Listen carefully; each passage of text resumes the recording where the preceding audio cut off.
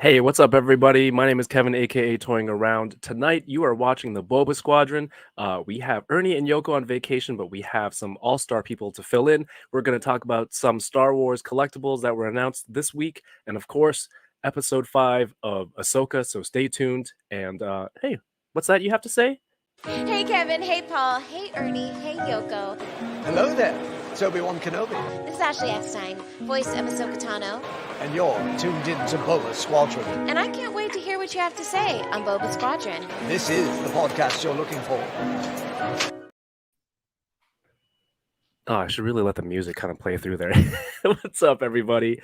It's a lovely Tuesday night. We have new Star Wars content out there, and I'm here joined tonight with my friend Paul. Paul, how's it going, man?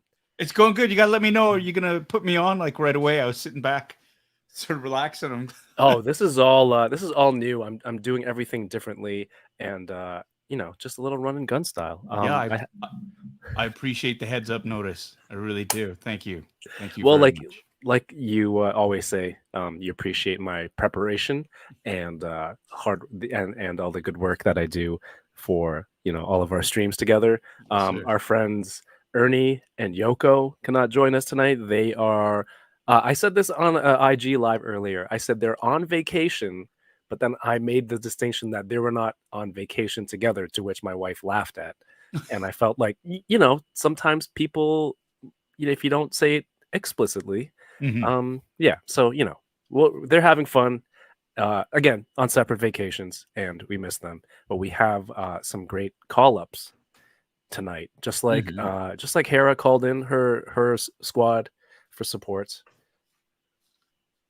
Please welcome to the show tonight some familiar names. Actually, no, wait. Oh, they are here. Oh, here we go. We have the fill-in Fett, who on brand is muted and is speaking into a muted mic. What's up? I don't think you planned that mute part to be like Ernie. Perfect. What's up, Oh my Tommy? God. Talking about, guys. I just recognized Tommy. Right. Wait, you thought it was Ernie in the green room? No, I didn't know who it was at first. I knew it was like a fake background, and I just Wow. Props to Tommy's green screen skills. Come on, man. What's up, fill-in Fett? Oh, I'm doing great, Kevin. Big week. Well, it's great to have you back. We haven't missed a beat at all. Thank you for being here. And of course, how can I forget the world famous, the one always keeping us in check, the one and only, living La Vida Doell. Yoko, you look different. Oh, I Welcome got to the show. Dude, I'm wearing a hat. Paul's gone. Paul is gone. We have lost Paul. I have to say, you guys, this is hilarious to fill in. I love it. I gotta get the Ernie microphone. Here we go. All I right. thought for a second it was like the Mandela effect. And so like Ernie was actually it was the fill-in Fett the entire time, and I remember him as the fallen Fett. But it's actually the fill-in Fett. Sorry. Oh man. We have one more. Paul is broken. Yeah, while Paul resets like his modem that he normally has to reset, please welcome one more person to the show. A good friend of mine. We got to talk about the Marvel Legends HasLab last week. He does some great comic book artwork, some Mando artwork. Our good friend, Mr. Jason Lapidus. No costumes, nothing. Just plain old Jason. Yeah, I can't come in nearly as high up as you guys did with those entrances. So sorry, I should have had you go first. How do you follow that? You can't. You just have to point it out and then suck it up. Yeah, leave it up to me to point that part out. Well, gentlemen, I don't know. I'm very envious of everyone's facial hair on it tonight. This is like a month and a half. Nice. Well, It's we're all brutal. part of the squadron now, so we all gotta like. The bearded Squad up. squadron. Bearded builds will be happy to hear that. Yes, well, everyone, thank you for tuning in tonight. We have we're going to talk some toys, Star Wars collectibles, and a certain TV show that aired tonight, which was really great. It was so. Yeah, it was. Well, we're going to get to that. But first, I think the news of the week. I think this was yesterday or the day before. I think this is the day before. This is the Hot Toys Sabine Wren from the show Ahsoka. Paul, I know you're a Hot Toys collector. Phil and Fett. Okay, no, forget it. Tommy, I know you buy some Hot. I'm like, how do I navigate this joke and keep your character? But I can't. You It's like fine. some Hot Toys. Doell, do you do Hot Toys? I forget. Oh yeah. Yeah, bloody Paul got me into Hot Toys, like a sick drug, and now I'm addicted, and I too am on like I think what is it next month in November? I'm on double payments for 2 figures. I got a little bit of overlap happening. This is all I could take, responsibility for my own actions, but no, I'm gonna blame Paul. I will happily take on that mantle and He wears it crow proudly. about getting you hooked on hot 1/6 scale figs. That's cool. It's 1/6 still scale have or one- legacy scale. Got to be There one you or the go. other. You still have one on the way, or did you get it? That Batman. Did the Batman? Nope, get that to you? one's not out. That one's not even out yet, I don't think. Oh, okay. Cool. Jason, you're not into 1/6 scale. What'll it take to get you there if it's not Paul on the corners, on the shoulders, like kind of edging you on, like, hey, come on. So I gotta challenge your phrasing there. You say I'm not into it. No, like I'm into it. It's amazing. You don't collect it. I do not. For very obvious reasons. This wakens a weird feeling inside of you, or like, or economically. I didn't realize the weird feeling awakening was that obvious. No, there is out of my should be proud. price range for like for collecting. Yeah, it's Right. It's unbelievably high quality stuff that I can't afford to participate in, which is totally fine because I can live vicariously through you guys. Oh, Yeah. don't worry, we can't afford it either. Payment plan. Yeah, and that's like Lisa needs future braces. Paul's problem, future Ryan's problem. Right. That's right. I have 2 kids, so that's 6 kidneys among the 3 of us, right? There you So go. Oh, you're there's harvesting ways- there's theirs too. There's way to afford these. Just sell parts of your liver, Tommy, because it grows back, right? That's right. You can replenish. I think part of it for me is I'm not willing to sell off the things that I've collected up to this point. But if I was to transform my collection from one version to another, I think I could make it work. But I'm still stuck in 1978, and I still love my Kenner Star Wars like unbelievably. So No, Yeah, that's where my- a fantastic That's not- answer because those cost that's as not a much bad as a thing. hot toy. right, but luckily my collection is like it's good. I don't have to buy any more figures, except for customs, But Ryan, did you go to the to that auction to see that vintage collection of 300 plus items? Yes, Steve said he was sending you out in Burnaby. Yeah, that's it. Yeah, well, it was Brandon, BC DeLorean, and myself. I decided to take a half day off work, took the morning off, and we took off and went to the auction viewing. And it was insane. It was all this stuff was either in box or mint with the box, and it's all stuff I've never seen before, let alone that good of condition. So it was my first time seeing the Sears exclusive Cantina playset with the blue snaggletooth still in the baggie and all that kind of stuff. That one went for $4,000, I think. Wow. Right. And that was all pristine with all the figures and the box and the inserts. It was absolutely, like, again, just tons of figures all on card. Wind up R2D2, like just a whole ton of stuff. It was wild. It was so cool. Nice. Well, now that I have both Doell and Jason on the same stream, Jason, Ryan has been spreading rumors before the Ghost was announced that the HasLab project was going to be an Ewok village. It fooled a lot of people, some of my followers as well. Would that be something that you would have been interested in? A No. 3.75 scale Ewok village? No, I still want to get the Robin Hood Ewok village. If you guys know what I'm talking about, I'm Yes. assuming you do. I do somehow. Yeah, so that one would be more appealing. There's something for me, like the vintage collection really does look amazing. And again, if I was starting from scratch, that's probably where I'd be. But you know, when we max out on space and we max out on shelf space and you know how much room we have, I have to just pick and choose. No, I don't think I would be getting an Ewok village that was a HasLab. It would be awesome though, but if you get it, I'd come over and play. Yeah. I'd be knocking on your door. Head Yeah, I have over this to, dream that DC with Ryan. somehow Kevin and I are going to be able to get some kind of office space / exhibition space and somehow charge people admission in like a clubhouse, and that would therefore fund our purchasing of HasLabs and entire, you know, amazing collections, so that we could have a hangout place where people could all come and play with the toys. It's an ambitious move. Move.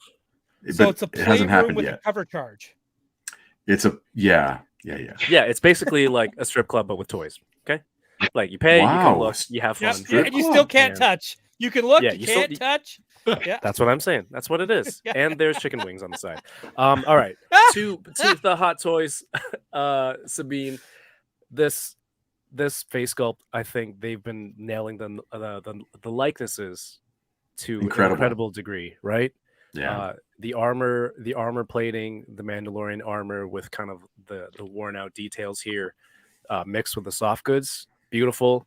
And then also, I think the rolling eyes really just add so many layers to this, because now you get her giving you this look if you're able to move them around, right? Like all of these come together. It's an amazing set. You have how does the LED lightsaber, how does that work, Paul? Where does that plug into? The batteries are in the arm, so you have to replace the arm from the elbow, which admittedly is a huge pain in the ass to really to get, because then you got to deal with the sleeve to get the arm into the sleeve properly seated, and then you know those LED the batteries don't last very long, right? So like you'll turn it on 5 minutes later, they'll be dead, basically. So it's cool, but it isn't. And the batteries are tiny, and I invariably drop them somewhere into the speeder bike with the other magnets and the other batteries and all these other different things. But I mean, it's good. It's cool that it lights up. Yes. This is, like you say, an incredible sculpt. I snapped faster than Aaron Rodgers' Achilles tendon and pre-ordered it like right away. That for me was just I don't like... understand that reference. But... Tommy gets it, and I think Jason got it. I get it. I get it. So this one's USB powered though, right? Is it? The lightsaber? Yeah, it says USB powered. So there you you plug go. it into your computer? I don't get it. Or I've never got a USB powered hot toy, so I don't know how those work. I'm curious. So none of the previous ones are like that? Rechargeable batteries inside the arm then. Oh yeah, maybe. Because that's the thing. It's got to be all the ones that I've gotten beforehand were in the arm, right? Because you can't have the lightsaber. It's too small to have it separately powered, right? So it's usually attached to the hand and the forearm, and you still have to replace it. So maybe instead of batteries, you can plug in the forearm. But I have a feeling that if you don't want her, like in this pose right there, she's got the saber clipped to her belt. So obviously, there's probably a separate arm with this lightsaber attached to it. I don't know. Would they show the separate arm in this? I don't know. The sabers look like they're Kevin, separate, zoom in on that saber. Zoom in on that one saber because it looks like it has a little wire that comes kind of out of it. Yeah. So that probably like goes up the sleeve or something. Oh, I don't know. Interesting. Hey, but it's got that nice swipey effect with the lightsaber. You have awesome. hologram Ezra, which is great. In the little Jedi communicator. Oh, where's my prop? I had it here somewhere. There's so many ways to display this. Is this a helmeted head or a full head? No, it's a helmet that you can put on the head. So many good looks. It comes with the Lothcat, no apples, sorry, wing or lose. Lothcat not as furry as in the show, but still, I haven't even scrolled through these pictures yet. Look how good this looks. It doesn't look as creepy as the taxidermied one at the con. Yeah. I think, yeah, but with the lightsaber hanging on the belt, I mean, 271 US payment plan. It's not bad. It's not bad at all. Yeah, I'm in Doell's boat though, right? Because now I'm at the point where there's like several payment plans that are overlapping, so it's like several times a month. I timed this one, so I'm okay. By the time Padme is paid for, boom, they'll start dipping in to Sabine. So, and I need all these because I need the Padme, I need Sabine, I need Hera when they make them, because when they make a Carson Teva, I can put Carson Teva on the Boba Fett throne and then have all the women standing around it. We will get into Carson Teva fan theories or fantasies, as we call it, in the latter part of this show. Absolutely. Bunch of weirdos. Do we need to go through the other 19 photos? Let's do it. Sure. We have nothing but time. Somebody brought it. Ooh, that would be sweet. Ooh. Somebody brought up an interesting point, like because she has the movable eyes, that means you're going to have to take her hair off to adjust her eyes, right? Mm-hmm. So they said, well, if her hair is removable, they should have also included the long hair from the first episode. So you could have gone either look. Oh, look at it in front of the mural. Yeah, that's awesome. Yeah. Yeah. Sideshow has these like full-sized wall decals that you buy and you can stick them on in different parts, and it's a full Star Wars like painting of, I don't know, all these characters, things like that. And when I still had a lot of points, I was going to get that. What if they did that with the mural, so you can have it in your house? Right? I mean, that one like sums up all the feelings about Rebels. Like you get it all in one moment. Yeah. And yeah, that'd be an awesome like print or something to have on the wall. 1-6 shooter in the chat. What's up, Trevor? Says eye adjustment is probably through the neck. Oh, interesting. Like the bottom of you pulled the whole neck off, and then there's two little. I don't know. I'm miming something that I'm imagining in my head. I don't know if anyone gets it. Yes, so they give you a little. They give you a little like pointy a marionette.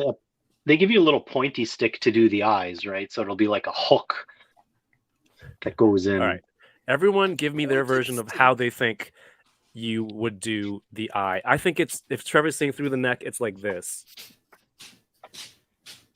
Tommy is saying stick. Like you take the face off usually and you use it to move the eyes from behind. Like this. Well, you take the back of the head off. I mean, if it's like the Ahsoka, you take her Leiku off and there's the back of her head. Through the neck, I've never seen that, but that would be really, really awkward. I mean, it's hard enough as it is.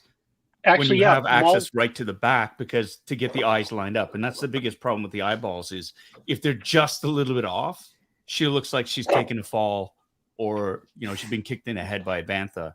And so they're just a little off, right? So through the neck, oh my God, that'd be like kind of, there you go. Maul does do it through the... Because he's bald. Yeah. Because he's bald. And they didn't want take off the back of his head. Yeah. Your green screen went through his gets mouth. A hot toy. It's so creepy. There you go. He's cut. Maybe when Carson Teva gets a hot toy, they'll do it through the beard. Take the beard off. You pull on specific strands. Yeah, it's like milking a bull. Damn, that looks like right out of the show, except she placed it on a box, but that looks awesome.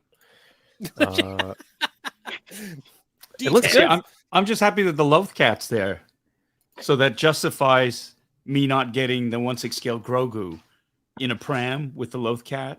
I mean, it's a different kind of Lothcat, but a lot of people I know, they spent $125 US just to get that Lothcat because they've already got 5 or 6 different Grogus with different hot toy sets. So in this case, it's like, okay, I'm glad I missed out on that because I do have a number of 1/6 scale Grogus. The one with Ahsoka that I just got is the first one that you can articulate the head and the arms and the legs, though. So that's a bonus. But the fact that there is a Loth cat there scratches that particular itch. Very nice. Yeah, I don't see an extra arm anywhere. I think normally they would show it in the layout here with the hand. So maybe this cable plugs into somewhere else. I don't know. Power bank that you might have. Normally Jason and I do a stream when there's new Marvel Legends. It's called Dope or Nope, and we just talk about the new toys and we kind of talk about if you like it or not. And the chat usually joins in. So if you're watching this right now on the replay, what do you think of this Hot Toys Sabine? Dope or Nope? Paul, I know you already ordered it. You other two already did? No, it's dope, but it's not up my alley. Really? What kind of Star Wars gets you to invest in a hot toy, Phil and Fett? It's like certain characters that resonate with me like heavily, or that'll like bring me back to a certain memory, right? So it's like that's why I got the Obi-Wan and the Vader from Obi-Wan Kenobi. Like that's just that end scene, the rocks, everything. Oh my god, right? So it's like I had to get those. I got the Luke with the Anakin with rooted hair. I'm debating whether to keep it or not. I think I might keep it, but yeah. So just like certain characters that like evoke an emotion in me. Those are the ones I'll tend to get. So you find that you relate to General Grievous. You find like the one that you have. Yeah, my 1/6 Grievous. I love Grievous, man. Heck yeah. I believe you pronounce it Grievous. Oh, yes, Grievous. Yes, General Grievous. And new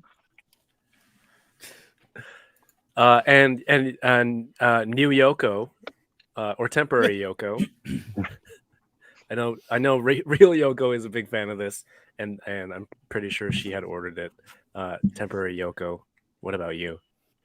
Yeah, I also pre-ordered this as well. This show is awesome. This character's awesome. I'm probably gonna end up getting the entire crew. Everybody that shows up in the series. Anyone that shows up in this series is gonna get shelf space at Casa Dola for sure. Is that what we're calling it now? Yeah, Mojo Dojo Casa Dola House. Live in La Vida Dola. Nice. Yeah, I think I might order this. I think one of the characters shown in tonight's episode, I'll get that version of her also. We have the homie 796 Studios in the chat here. Says, dude, same here. I'm all in on all hot toys from this series. Just got to make sure the costumes are screen accurate, right, Doel? That's it. As long as the pants fit right, I'll get it. Carl is here. Says, I heard people pronounce it Gravis. Maybe I don't know. I'm sorry. I hope you corrected them, Carl. And Carl was just at Destination D23. Looked like he had a lot of fun down there. What's up, man? We'll go say what's up to everyone in the chat real quick. But let's see. Is there anything else toy wise this week, Star Wars wise, or anything that you guys picked up? I had a friend. Yeah, go ahead, Paul. I had a friend who went on a road trip down to the United States and was able to snag me a couple of Series 4 Micro Galaxy Squadron ships that aren't available in Canada yet and are actually kind of hard to get in the States, believe it or not. He got me this Y-Wing, Old Leader Y-Wing, which is apparently people are selling their kidneys to try to get these. This is crazy. So I got one of these, which is great. I'm going to unbox this on my YouTube channel, and I got an N1 Starfighter. Oh, beautiful. Right. So this is all Series 4 stuff, which hasn't dropped in Canada yet. We're just getting Series 3 stuff out here. But yeah, so those are the two. And I got an Imperial. I got the Lambda class shuttle. Paul, what do those run at retail? In the States, this one I think it's $20 US. It's just that's the thing. MGS stuff is competitively priced, and is actually they've reduced the costs of a lot of their ships and their blind boxes, for example, just to make them more affordable. because one of the philosophies that they really want is the playability of a lot of their toys, right? They want kids to buy these toys. Wow, what a concept. And to be able to play with them. So, What? These are when for you were a kids kid- too? yeah. Paul, when you were a kid, did you have any of the die-cast metal Star Wars ones, like the smaller? There was like a series of die-cast metal ships. Yeah. I had the snow speeder. I remember I love that one. It's all like I beat the crap out of it because I played with it so hard. I believe I had I had a Falcon as well, and I just right now just got the there's a Star Destroyer that I picked up at Treehouse Collectibles, like the little die-cast Star Destroyer. Yeah. Doesn't come with the okay. blockade runner. No, Okay. it didn't come with that, but one day. Yeah, no, that's the thing is like that feeling of being whatever 5 years old and running around with those things, and they were not to scale in any way. They were all over the place, especially the snow speeder. Yep. But they were really cool to play with, and they were durable too. Yeah, die-cast metal. Yeah. Right. Oh, that was it. Like the plastic bits on them, like the cannons on the side of the speeder, a snow speeder got bent all bent all to hell. But I didn't care. Yeah, I would want to. I think get the ships in this version of the ones that I had when I was a kid, because they seem like a really great update. Yeah, no, hold on. The snow speeders. I had the Y-wing diecast, and I'm pretty sure it had the button that made the foils pop off. Yeah. I know I had the snow speeder diecast and the Y-wing. Oh, that's beautiful. I don't remember if the Y-wing fell off. Yeah. I'm not as old as any of you, so I don't have any of this stuff. Snow speeder, which is a really great. I mean, and awesome. The canopy opens up, and you got Luke and Dak Ralter in there too. Is Dak conscious? He's awake right now. That's the variant. Yeah, you need to have. But you even have the little brake flaps that open up. That's awesome. Oh, wow. There too. Nice detail there. So, yeah, no, like hats off to Jazzwares for this line. And you can always tell when a line is becoming popular, the more people bitch about it, and go, I couldn't find this, and they could have used quality control. I don't like the it's like, yeah, no, a lot of people are complaining, but it's like this is, I think, MGS stuff is the hottest ticket for Star Wars right now. Yeah, that's my true belief. So. That's a good concept. That like the more popular it gets, there's like it makes sense. The probability is that the more people watching, there's more likely people or more people collecting, more people to complain. Just like my channel, the chat is always so nice, which really shows that like I haven't made it at all. Like just keeping it nice and small and compact because you're all so lovely in the chat, and it's true. I'm not being facetious. Like everyone's awesome. But Jason, are you getting? Are you intrigued by this line now? Oh, come on. I've been itching at this one for a while, and I just need to next time I go to a toy store, I need to have that in mind, because I'm so distracted by the regular Hasbro 6-inch offerings that I don't even go looking for these. But I mean, having to be able to get my hands around an X-Wing or the Falcon or any of the ships that I love would be like, it would blow my mind. I would honestly, me, Kevin, like I open them in the car. Right? Oh my! Yeah, you do. Tommy, you're phasing in and out. That's incredible. I got it. I got it. Cool. That's incredible. Jason, you have just pick that one up. I would be I'd be like driving and looking at it against my window while I drive to imagine that it's going. Oh, like it's flying in space. Oh yeah. It would be bad. Nice. My imagination would go for sure. So would your car. Anyone else have Star Wars pickups this week? I have one, but it's not a toy.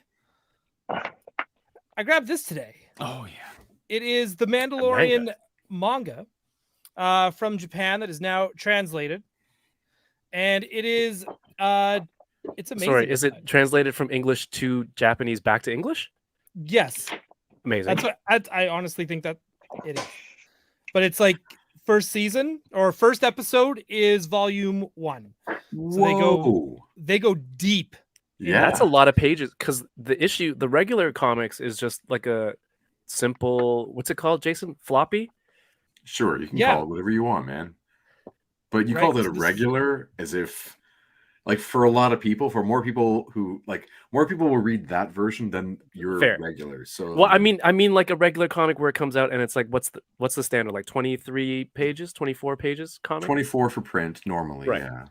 Jason, as a comic guy, do you find that it's weird, and comic collectors, do you find it's weird to have a comic book recreation of a show where it's scene for scene or the same dialogue?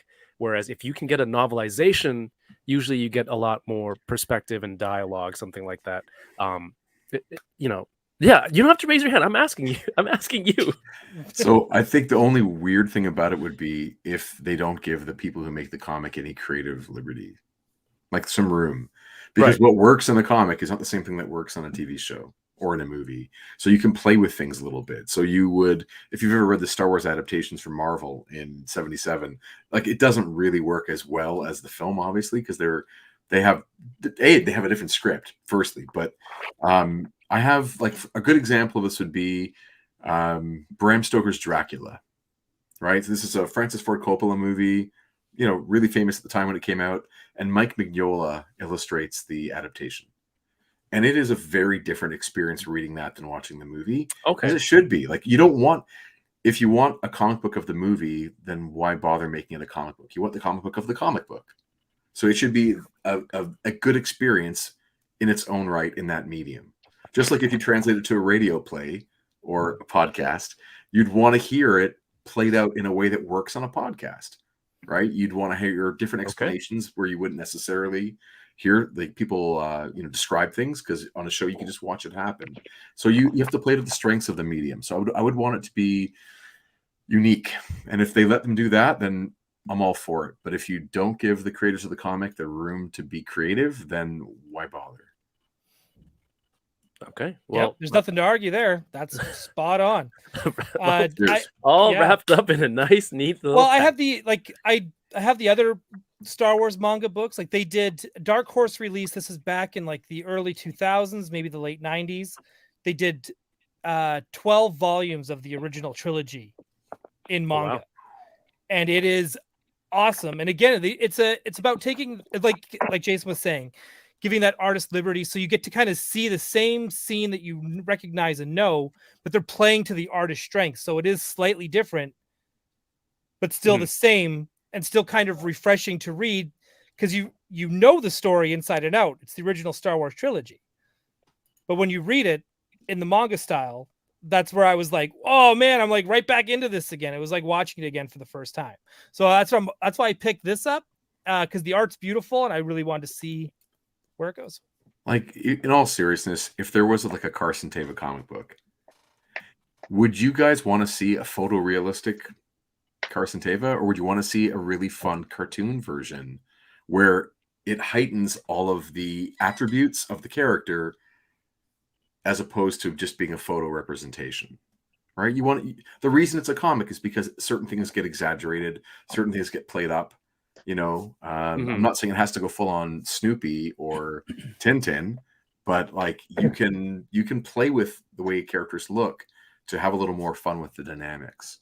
I just want a Power of the Force 2 Wave 1 style Carson Teva, where he's just jacked, bursting out of his flight suit, just flexing. Yeah. Well, we know which version of Carson Teva that is. Yeah, I have a soft spot for like wonky off-model Star Wars, like the way that the Marvel guys drew it in the late '70s and early '80s. They were not following, like they looked fun, and it was its own thing. People invested in that universe as well as the films that they rarely ever got to see again at the time. So there's something fun about that. Yeah, agreed. Super fun stuff. Tommy, did you grab anything?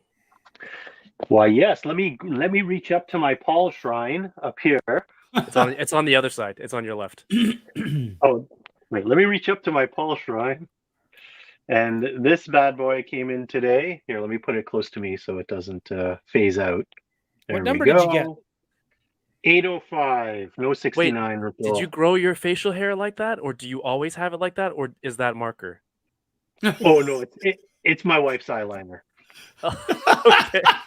I'm like, wait a minute. He doesn't normally look like this. That's the I other still reason think- why I started laughing. I knew it was I lying still out. think I that- love it. Yeah. So yeah, I got the Teva bus finally came in, and yeah, now that Series 3 is out in the wild, was able to find the Munilist. Yeah, I saw that at GameStop here. Yep. Yeah, I picked one up from GameStop. I found, well, actually, Daniel Sertle found me a General Grievous ship. And I also got the Anakin's Jedi Interceptor this week, Series 3. Beautiful. All starting to make their way out into the wild. I love it. I love it. Yeah, those look great. I didn't get anything Star Wars this week. I'm going to NYCC next month, and my big thing was I recently got a press pass, so I was kind of late to the game, and I was hoping for an Ewan McGregor autograph opportunity or photo op. They sold out, I think, in July when they first went up. So I'm kind of shit out of luck there. But they've announced a lot of other Star Wars actors to be at that con. So maybe I'll substitute something else in there to add to the vintage collection autograph collection. It's going to be, I'm giving Hasbro ideas. It's a new series called the Autograph Collection, where it's the actor's autograph printed on a card. That's new brilliant. card. And then you buy it again. You buy it once, and I think you should do a thing where you just have all the actors open up their figure for you. That should be. That was the idea that I had with Leilani. Right. Yeah, and the idea was I could have them open it each time. But, there's limited time and access to these people, especially at conventions, because they're there they got to sign. And not you, and he'll give you the time. Oh, you know him? Yeah. Can you get me that autograph? Sure. Yeah, I'll call him. Yeah, but anyway, I'm headed to NYCC October 12th to 15th. If you're new here to the channel tonight, subscribe. There's going to be a lot of live streams, videos, content from the show, so make sure you're tuned in. I think that's it for toys this week, right? Other than the Sabine. Did everyone order a ghost? Oh, yeah, we can. Hasn't. That ended last Tuesday? No, Wednesday. Wednesday. Wednesday. Wednesday, yes. And then Giant Man was Friday. Right. Yeah, I did. I said no, and then I lied to myself, and then at 11 o'clock Eastern, I ordered it. You ordered the ghost? The ghost, yeah. You broke down and you got it. Yeah, dude, I was like, this is insane. Like, it's a lot of money. I have New York coming up. So flights and hotels was this expense that I hadn't accounted for until within the last few weeks. And then I was like, I'll just buy it off of somebody in the future. I'll pay an extra $100 or $200. And then Jason's shaking his head in disapproval. It's not. No. It's not going to be an extra $100 or $200. That's what I'm shaking my head at. It'll be really. Double. You think it'll be double? Easy. Yeah, closer to double than $100 or $200. Yeah. Because a lot of the HasLabs, like when it first comes out, it's that high, and then it kind of tapers off, and it's pretty much close to retail. Like a lot of people are stuck with HasLabs now that are just like, I'm just happy to break even. Didn't you pick up a Razor Crest? Yeah. Secondary market? It's only like 100 or 200 ish more. What a flex, hey? Like, I don't buy them at regular price. I get them I buy my toys in the secondary market. What do you mean? That's the chump tactic. It's like, oh, I don't have the money for it now. I'll just pay an inflated premium later on. That's not a flex. Yeah. Just trying to show off how much money he's got to spend on toys. He buys everything on secondary market. Thank you for the chat for reminding me. That was a major case of major FOMO. Yes. Reporting for duty. Anybody else get the... I know Paul got... I'm not going to say how many for you because I don't know. But, okay. Just, Is it one to rock and one to stock? Like, is it what you're doing? No, I got another one just in case one of my friends who changed their mind and like was like, oh my god, like I got that, and then barring that, if and none of my friends at the end finally, if I don't sell it to them, then I'll I'll see. I might just sit on it for a bit and see what happens, and maybe try to pay off the other one. But Right. I think all your friends got it. Yeah. Well, I didn't know if we would still be out. friends. There was I didn't one know who we was would still be holding out. friends in a year, so I'm like, I better do it just in case. No, and then I think I don't know if Ernie got one. I didn't think Ernie got one. I don't think he's not in that scale. Yeah, Right. but he has to. If he bought it from you, Paul, he'd have to come up and get it. Right. So Yeah. But, That's the other thing. Getting someone to ship one of those things to you, that's going to be an additional cost to whatever markup is going to be in a year's time. And Tommy, Jason, No. No, I'm. You know what? I would be. You can come over to faster. Thanks, man. I plan on coming to your house and play. But I'd be faster on the draw if it was in like not to scale wonky Kenner version. Like that is the thing I like, right? So I would like it if it was quaint, like a 1980 toy, as opposed to the amazingly perfect, realistic, like to scale, which is mind blowing. But for me, there's just something in that piece where there's a leap of imagination to make it come to life that I really love. did anyone get their N1 Starfighters last Thursday? 796 Studios and Matchy Toy both opened it on Unboxing Thursdays. The nice TVC. I version. did order mine. I ordered mine from eCollectibles. I used code toyingaround, and I got an additional 10% off. 5%. That's using the code toying around, folks. And if you have if you're Canadian and you spend $70 or more on your items, you also get free shipping.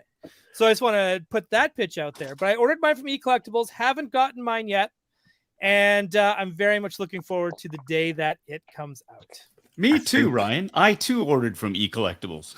Did you use code toying around? I did, but I only got 5% instead of the 10% that you got. Oh, sorry, apparently. then it was 5%. But you know what? The 5% takes off a lot more than I expected. So when you're buying like a whole wave of like Marvel Legends and you use code toying around and it takes 5% off, next thing you know, you're like, oh my God, I'm saving $50. Thanks, Kevin. All from using code toying around on eCollectibles. What's that code again? Toying around. Beautiful. Now I'm going to clip that and I'll just play it as an ad every episode. Yeah. Thank you. You're welcome. You guys sold me on that one. Not only the product, but also the vendor. Yeah, that sounds like a great idea. That's one of those ships that I would get gladly, even though I don't collect that series, because I love that ship, and I do have a It's Mando. nice. Do you know what's fun about that? Oh, it comes with What's a that? Mando too. It comes with a Mando with soft goods cape. We Yeah. all love our soft goods. So you couldn't get So a it's- soft goods cape unless you got the Razor Crest, but look, it's back. But It's the same toy. He's got a Same- soft goods cape. He's got soft goods. It's got the soft goods cape and ankle rockers, as Mario definitely pointed Nice. out. So Can I it's say on a new something card. nice about the No. dudes at eCollectibles? So they did Oh me a yes, favor. absolutely. I had bought Marvel Legends stuff from them like over a year ago, and I've been like I hadn't shipped it yet, so it was just like waiting at their place. And then they were coming to Fan Expo, and I was at Fan Expo. And I asked them, "Would you guys mind bringing it?" And they did. Nice. They didn't have Oh, to do that that's for cool. me. Yeah, they went out of their way and hooked me up with my toy, so that was a nice treat. They didn't have to. Yeah, do that for me. Mike's great. I think he's like Canada's version of like Big Bad Toy Store. Like Oh, he's just building absolutely. out the amount of merch he has, the different variety of brands. So The it's only thing cool I to see. wish the website had is when you logged in, you could actually see what's waiting, like what's there and waiting to get shipped. Right. Okay, like I in think stock. that's the only thing I wish they had. Otherwise, the site is perfect. Don't change a thing. Is there a storefront, by the way? I don't believe so. Because Oh, I'm gonna here say we we should take a field trip. Yeah, In let's do it. October, that'd be fun. Yes, let's do Ryan that. will be here in October. Okay. That's right. What will you be here doing in October, Ryan? Well, funny you should ask, Paul. I will be there attending the Bad Bash. It's going to be at Off-World Bar on October 21st on the Saturday. And they're going to be doing a fundraiser, and it's going to be for the Canadian Blood Bank. Canadian Blood Services. Canadian Blood Services. And you're able to get your tickets. They're going to be on sale soon. So be sure to follow @BitterAsianDude on social media and here on YouTube. And then you'll be able to get all your updates that you need in order to attend the Bad Bash in Toronto on October 21st at Off-World Bar. Amazing place. Tommy, Paul, and I got totally wasted there a year ago. And it was absolutely amazing. And I think, and now here's your chance to get wasted with us on October 21st. Specialty drinks, cosplay. I'll be signing autographs for Toy There will Anxiety. be raffles. Why not? Great Who prizes. cares? We've got donations from everywhere, Ryan. From Sideshow Collectibles, we've got stuff from Gentle Giant and Diamond Select. Micro Galaxy Squadron stuff, with prize packages will be there. We're also going to be having lots of fun, some trivia, themed drinks again, and raising money for a great cause and celebrating with a bunch of like-minded nerds and geeks for a good time. Heck And yeah. if you're lucky, Ryan may vomit on your shoes. I did not. Everything stayed down when I was there, though I still have that tiny fork that you stole from me for my Hot Toys collection, because I like cutlery and cups for my toys. Okay, that's a new one. I've been to a lot of parties. I've never seen I've never seen a flyer say "Come get drunk with us" as the tagline. Doell. So definitely a first, and I think it works. It works. You can be like a mercenary, but instead of going to kill people, you just go on people's shows and just plug their stuff. Yeah, just keep plugging. Just celebrity endorsement. Hey, I'm Ryan Doell from I'll Toy be Anxiety. happy to do that. It's funny, but my co-hosts on Toy Anxiety, they get mad at me all the time because I plug everyone's channel. If I see somebody in the chat, I'm just like, oh, go check them out. They're the fucking best. And then it's just like, oh, there he goes. Just I appreciate the hell out of that. When you do it for me, for everyone else, you're taking way too long. Yeah, exactly. Let's keep it moving.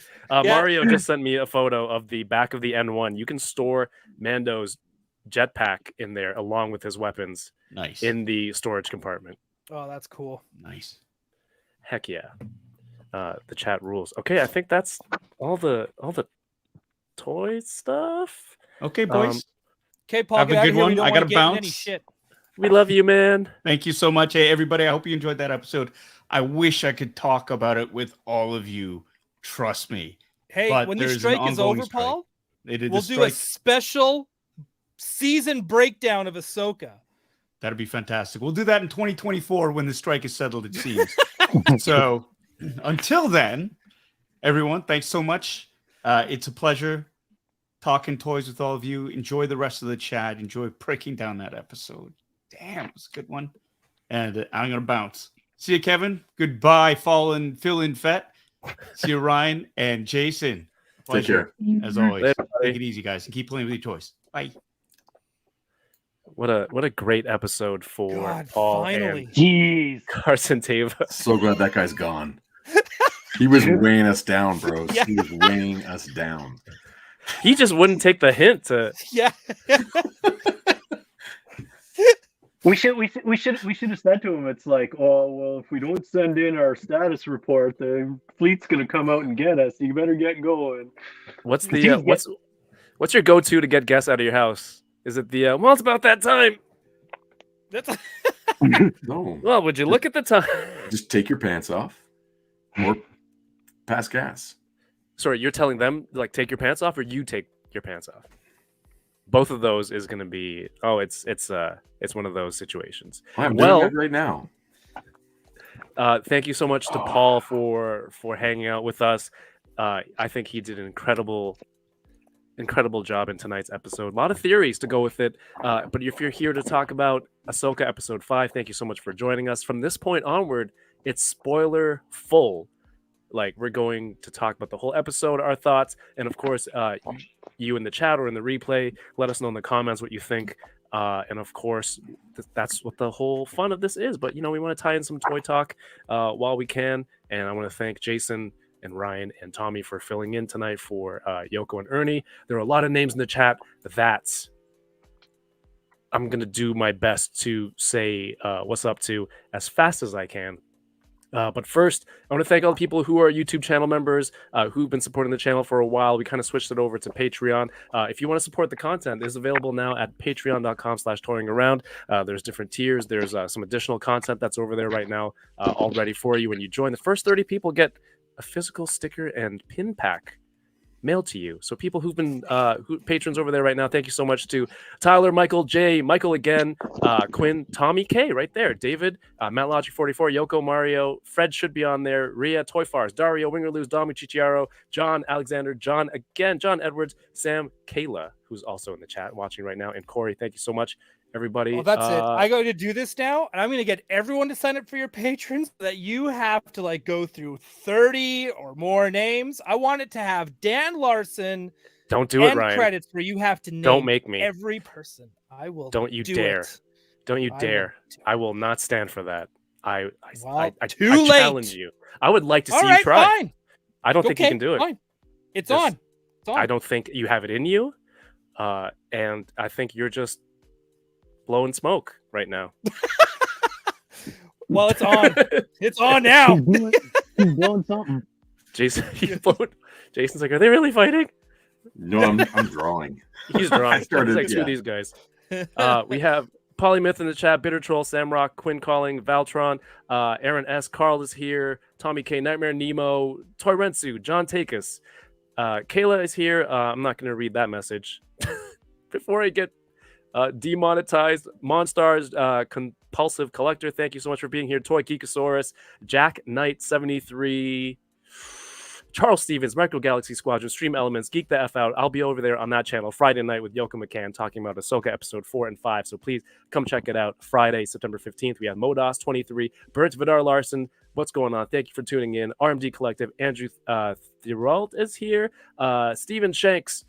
I'm doing a great job. This is so fast. I should have been a radio announcer or some sort of auctioneer. We have Andy's Pandies, Valtron, Micro Galaxy Squadron, Wing or Lose, AZ Toy Hunters Guild, Andy's Pandies. I already said that. Captain Jack says spoilers or no. Yes, from now on, spoilers. That's a lot of repeat names. I love it. Oh, hello, Matthew Toy. I'll see you in New York for the first time ever. And Mike Hext, Kirby Kai, Quinn Calling, Michael Miller, and the chat just jumped. That sucks. Bronx Ninja, Late Night Alum, 17.2 Nate, Desk Full of Toys. Thank you for being here. Oilers Workshop. Let's see. Mike Hext, Hyper Knots. Dean McInnes, thanks for tuning in. I saw David Cutler was in here earlier.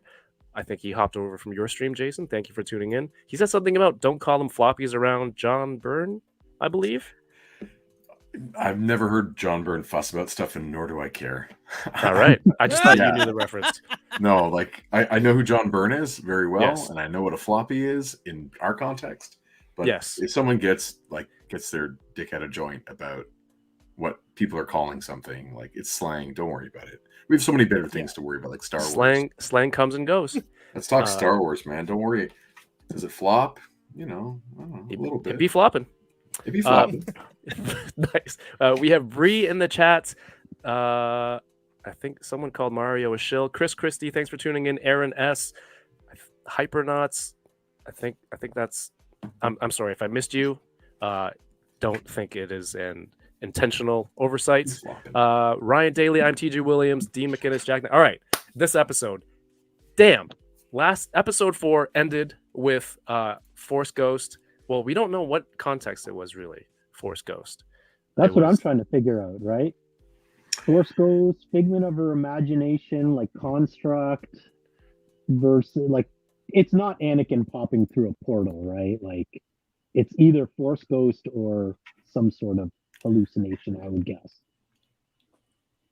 I'm glad that it's not someone pulling her into the world of worlds, because I didn't like the idea that anytime she was in danger, she has this out where, like, you know, it's like that video game Prince of Persia. You die, you can just rewind the clock with the sands a little bit, and then now you know what to do from this point on. Like, I don't think I like that concept. It wouldn't be exciting to watch that kind of story. So she's in some sort of purgatory, I guess, where that's what I would assume it was. Right. And it's not Anakin's. Is it Anakin's Force spirit there, or just in her mind? What do you guys think? I think it's a little bit of both. Mm-hmm. Just because she even asked, like, "Hey, why do you look young? Like, you look old." like that's how it even starts, right? Like, and even when we watch Return of the Jedi, it's still Hayden looking young now for the special editions or for the Blu-rays or whatever it was, the latest one. But yeah, I don't know. I just kind of assumed it was like it's still his Force ghost, but that's what she sees because that's the last way she remembers him. That's what she sees. Sorry, I just had to mix it in. I mean, ultimately, first of all, I think the de-aging on Hayden Christensen looked a lot better in this whole episode than that one final shot from last week. I don't know how that works. It's like one still looks worse than. Anyway, it was great. I don't know. Do we want to go through this chronologically? It's like I'm You're doing the this boss. for the first time. You tell us which way you want to go, and we'll follow your lead, sir. I'm gonna take a different point of view, just because you guys are. I know what you're gonna do. I think you've made like how much everyone in the chat too is like everyone's loving it. So I'm gonna just play a little bit of an oppositional, not to provoke, but just to like provoke, figure stuff out a little bit for myself too. You're an instigator. I get it. Cool. One of my thoughts about watching episodic TV is that like every episode is its own thing. That's why it's an episode. It has a beginning, a middle, and an end. And every episode can be someone's first time in. And it should hold up as a story, beginning, middle, end for the episode. That's what it is. It's a piece. And that's all fine. I'm not going to criticize any of that. But what I was going to say was, when it comes to Star Wars, I often like to think about it in like the model of storytelling that it is, and not worry about continuity and like what came before and all that kind of stuff. But that was a cool comment, by the way. But if this wasn't Star Wars, what would that realm that she was in, what would it have been? Like if this was any other kind of story, if this was Spider-Man who got knocked off a building and he's hit his head, or he gets knocked into the Hudson River and he's drowning and he goes to some place. What is that place in Star Wars? What is that place in any other story? Like you said, is it purgatory? Is it in her mind? Like an astral plane of sorts. An astral plane. Is it a real place, or is it in the hero's mind? Yeah. And in every other story, they like to make you ask the question, but they don't necessarily give you the answer. I don't know how important the answer actually is. It's just about like the journey that it's supposed to like. She's supposed to come out from that changed. Right. She's gone to another realm. She's supposed to come out the other end of it modified and like feeling more committed to like the journey she's going to go on. So she came out like Gandalf, right? Yeah. Right. She came out wiser. She's now. I mean, people are saying white a lot in the chat. I'm thinking it's gray, like the gray Jedi thing. Like it's just this off-white a little bit. Yeah. But that's just. I feel like this was her trial, because she never got to be like a Jedi Knight. Right. And to me, this felt like this was her going through her trials, and now she's leaving a Jedi Knight. Yeah, we've never seen the trials. It gave me a lot of. It gave me a lot of vibes of like, when Luke went into the tree in Dagobah, when Rey, faced her, faced her fears first, figuring out who she was, and then, the evil version of herself, right? So it's all, it can be something that's internalized, and that's how it comes out, as her experience. Right. Right. I think to me, that's the important part. It's not is it a real realm? That doesn't matter. It's like, what does she experience that helps her become the person she needs to be to go save Ezra and Sabine? I think Anakin does say at some point, it's like, it's your choice now whether you want to live or die. So it kind of gives you the idea that she is dead. But again, is that just something that's being said in her head or in this dream that she's having that she's at that crossroads? Brian Brink says the de-aging was crazy. This episode made her look 12 years old. They went too far. It was too crazy. Why not just hire a child for that role? This CGI stuff is out of control. So, from the not Star Wars fan point of view of like, what is this? What does this all mean? To like the opposite. I watched the episode with my son who grew up on Clone Wars. And that That's is awesome. his favorite version of Star Wars is the Clone Troopers. And we're watching that and he's like flipping out. And it's so nice to have a multi-generational experience where you know, I'm into other parts of it more than I am the Clone Wars. But that was and he's yelling out like, oh, which generation? Clone Trooper and all the fun stuff. But seeing Ahsoka in those moments, man, was that ever the most fun fan service like I've had with Star Wars in a long time. Yeah, This felt the Wow. most like the animated series coming to life. Like Let's just jump to that this part one episode, because it's everything. Like the rest of this episode is fine, and obviously seeing Paul was awesome. Like it's a gift. Oh right. But like the thing that really, I think the reason we're all so in love with this episode was getting to relive, you know, Clone Wars. Those Clone Wars Clone Wars season 7. Like those pieces were just. Well, we got season 1 and season 7 in the same episode. Yeah. Like, the only thing she said. Oh. When she said, "This is the Clone Wars," I'm like, "Yo, this is the Clone Wars." Yeah. And just like the attention to detail of the costuming was amazing. The only piece that I didn't get that I really wanted was to see Captain Rex helmet off. Yep. But they're saving it for later, I'm hoping. That was cool to see. Let's cut to that. This was Clone Wars, the cartoon that I think we all liked it here, and a lot of people in the chat, I presume. A live action Clone Wars like show, like an episodic week after week, just based on what we saw today. How amazing would that be? Keeping in mind for me, it's like the medium that, like for me, I like animated is fine. Like I'm good with animated because I love animation. I work in animation, all that kind of stuff. So to me, it's just like that works so well for that form of storytelling. So I don't know if I would necessarily need a live action like episodes of Clone Wars, unless of course. Oh, sorry, not a remake, not a remake, not like what Disney's doing with all the classic movies with like making them into real, but like new stories being told. Yeah, like that's what that's what I'm getting to as well. As long as it has new stories for them to tell, because I would love to see Obi-Wan in the armor as well, his Clone Wars armor, right? Ewan in that, it would have been so cool to see.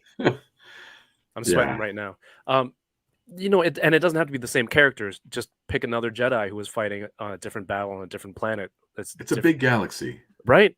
And you know, any of those stories, any of these main characters, the A-list Jedi, B-listers, that could show up here and there, and almost like a Agents of S.H.I.E.L.D.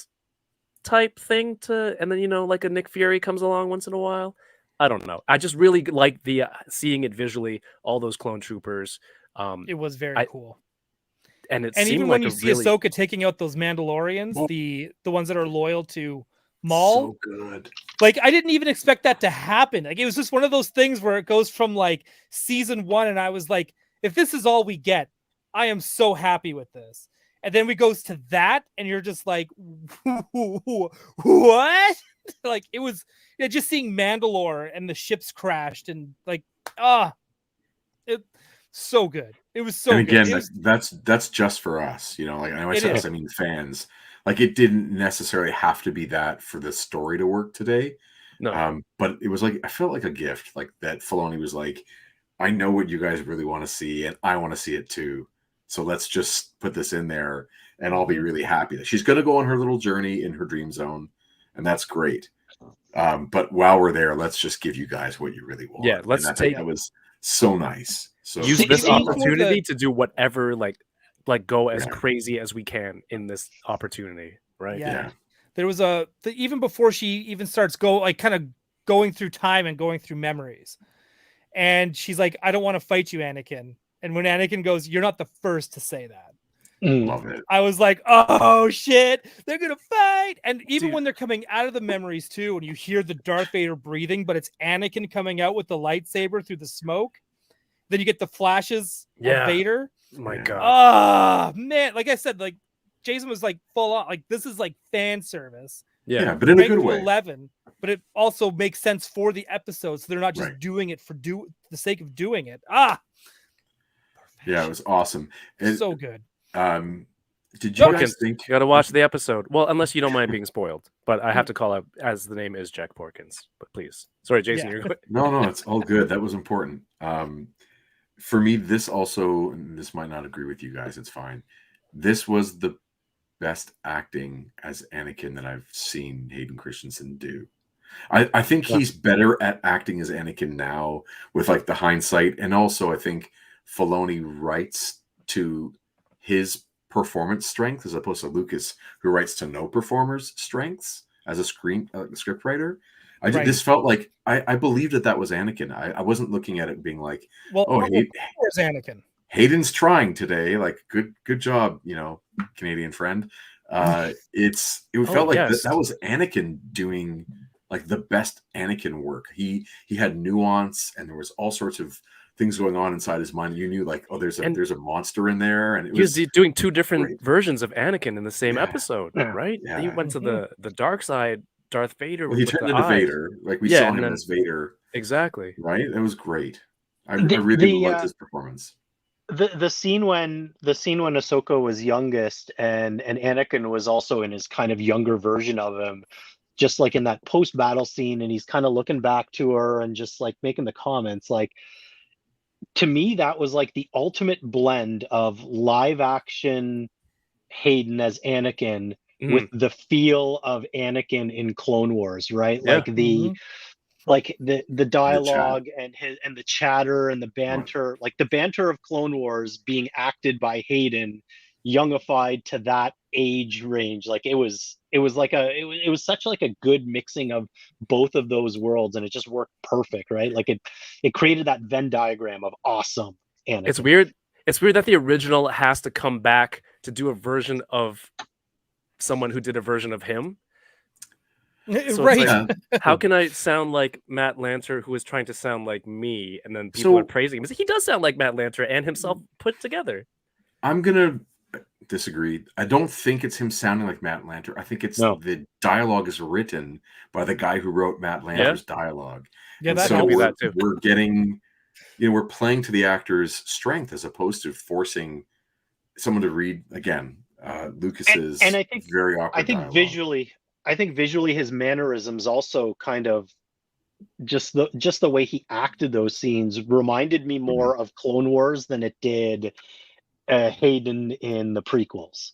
Sure. Right. So just the body movements. I mean, the costuming also. Think about like he's had 7 years or 7 seasons of reference material, as opposed to when you start playing Anakin in Attack of the Clones. Yeah, it's a new character. Like it's Vader, David Prowse. That's my only reference physically. Yeah.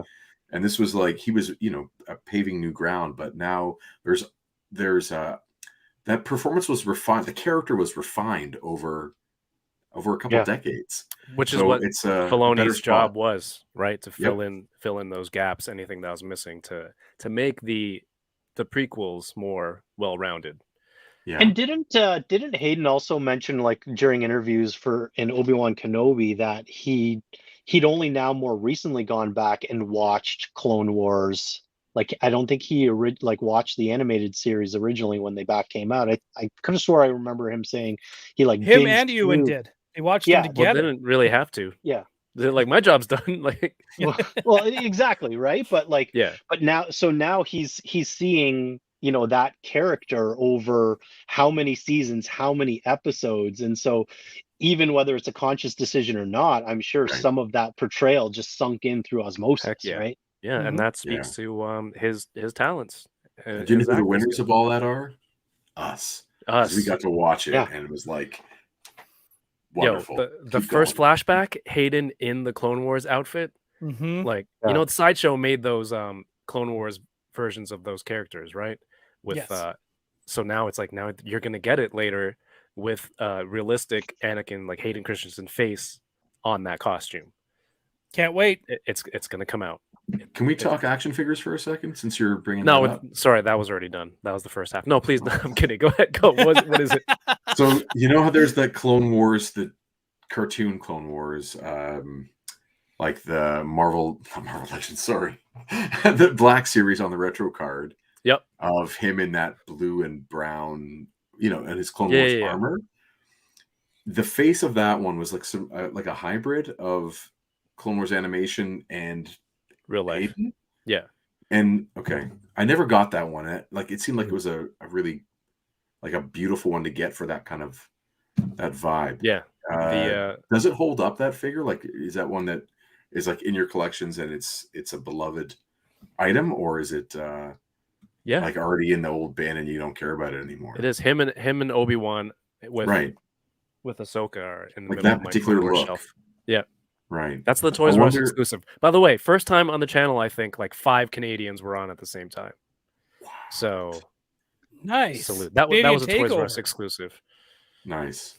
Yes. I wonder if we're gonna get a live action redo of that figure, like with a full on actor Hayden head as opposed to the hybrid. Oh, if they've already got the buck, they're gonna re-release the shit out of that. Right. Hasbro loves refreshing. That's the new term. Right. Yeah, I would snap that up in a second. Not and mad Dust at Full that. of Toys also noted, Hot Toys also did kind of a blended Clone Wars / live action look. Wasn't theirs Anakin. based mainly on the animation? I'm taking a like, look. They have the Kenobi. There's the Obi-Wan. I know. Yeah, there's Obi-Wan, there's Yoda, and there's Anakin. But no, these are done in the realistic style. In like the Clone Wars, you know what? You're right. Obi-Wan looks like Ewan. Yes, those aren't out yet. Mario says SHF will definitely be making these. Will they? I'd buy it. I haven't bought a Star Wars SH figure arts in a long time. For those in the chat who are not really toy collectors, there's a lot of great lines out there for this stuff. We have Desk Full of Toys in the chat. Carl says, I love Anakin's saber work. It wasn't so overly twirly as Revenge of the Sith. All the strikes had impact, but he still had that classic prequel. Nick Gillard. And there was this once when he was fighting. First of all, sorry, let me backtrack. When they first started fighting on that plane, I don't know about you or if anyone else did. I like cried because I was so happy to see it. I was like, whoa! It was just caught somewhere in between. I didn't know. It was a laugh cry. I felt like my eyes were watering, but I was smiling. It was so weird. But I'm like, they're fighting in real, like in the live action version of this. You know, the last time you see was the one in that Jedi temple, right? It was goosebump moment for sure.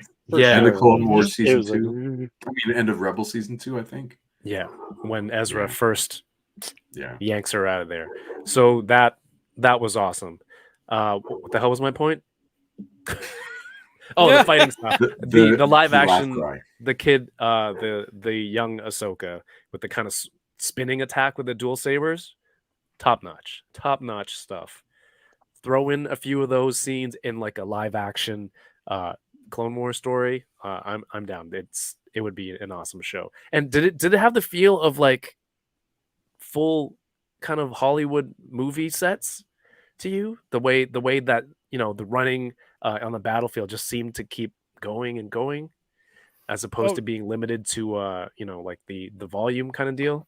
I feel like the whole series has been like that for me. The series, no, I agree with you with that, because it's like everything just feels bigger somehow in this show.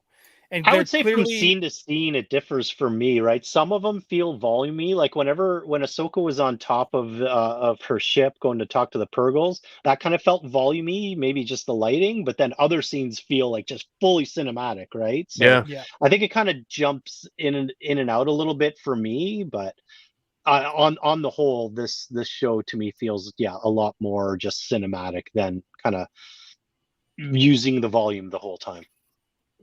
Yeah, it does make me mad that we didn't get to see it in theater this episode.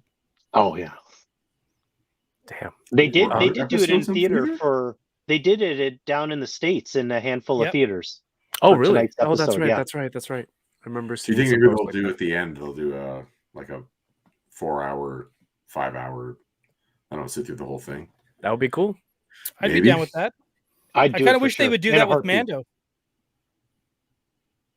Wow. Right? It's like if they did that the first episode of season 2 of Mando in the theater where they're going up against that crate dragon. The crate dragon, yeah. I think that Ooh. would have been like one of the coolest things to Wow. watch in the theater.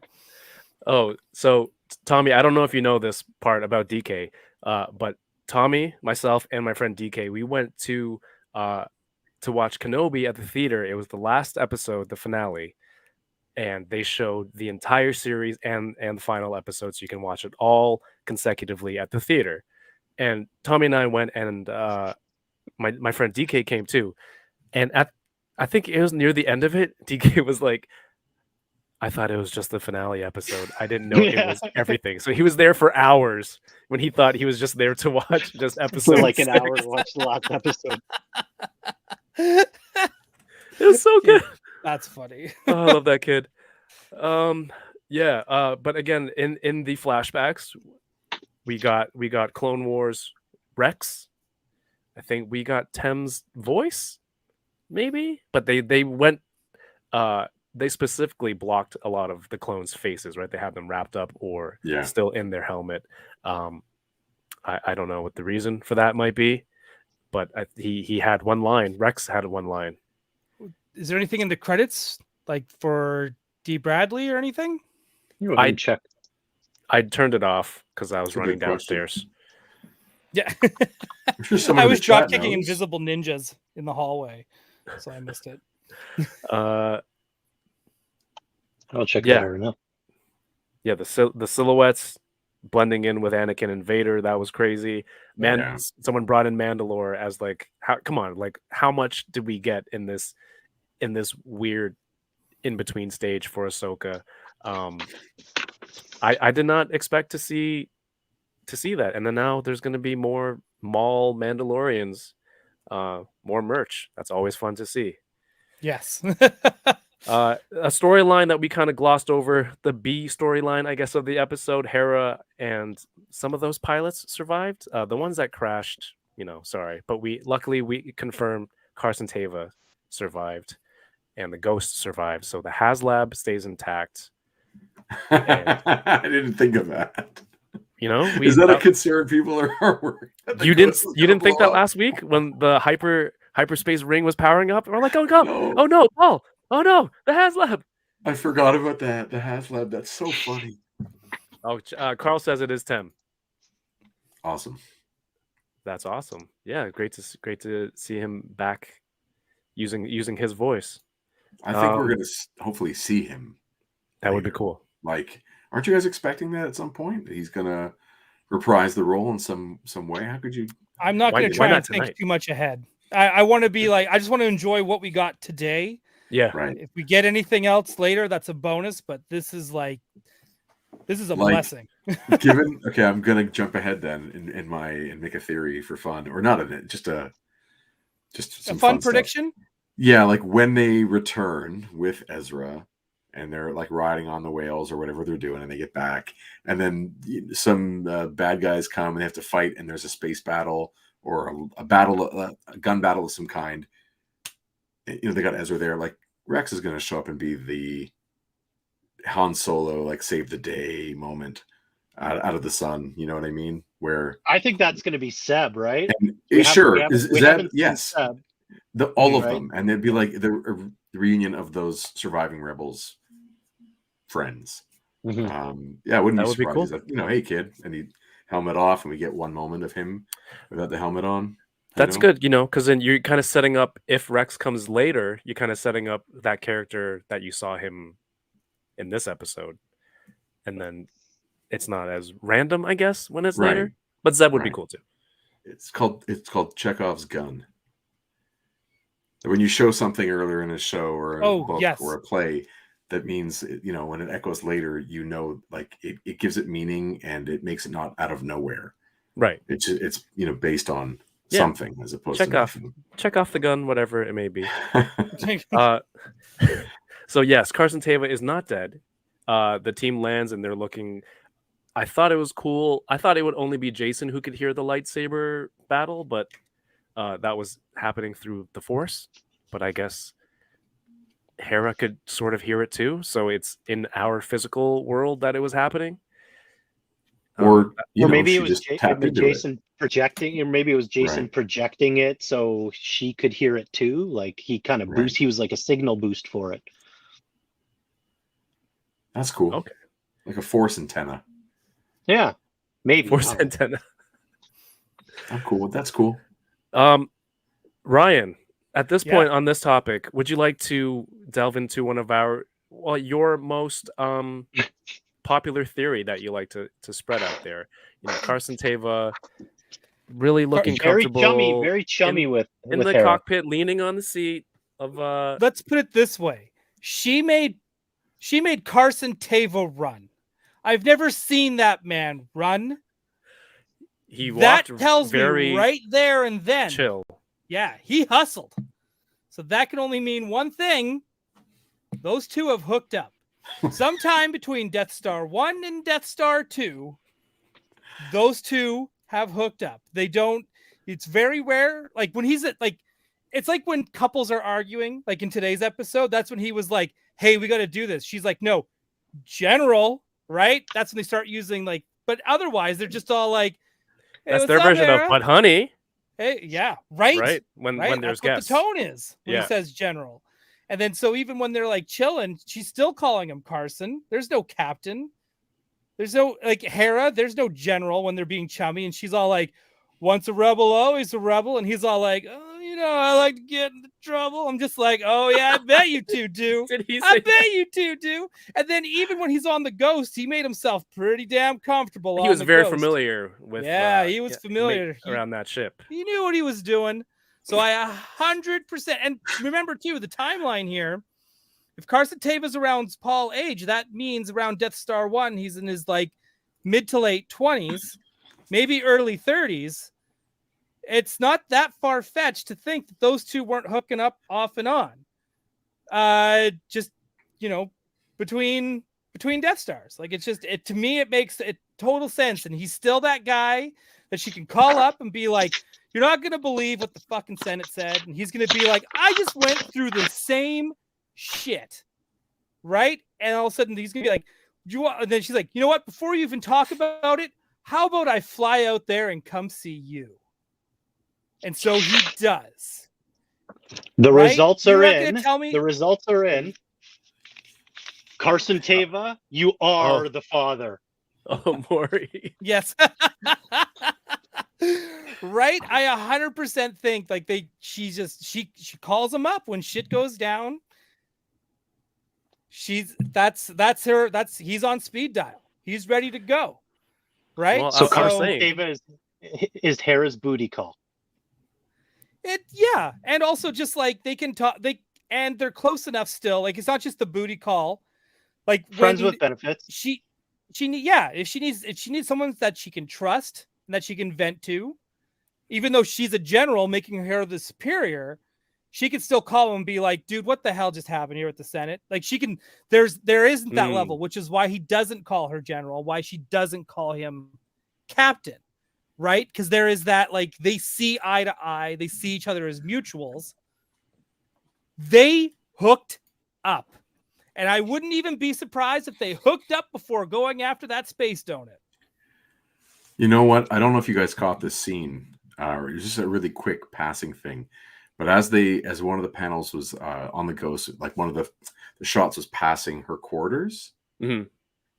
You know the jacket he wears on Mando season 3?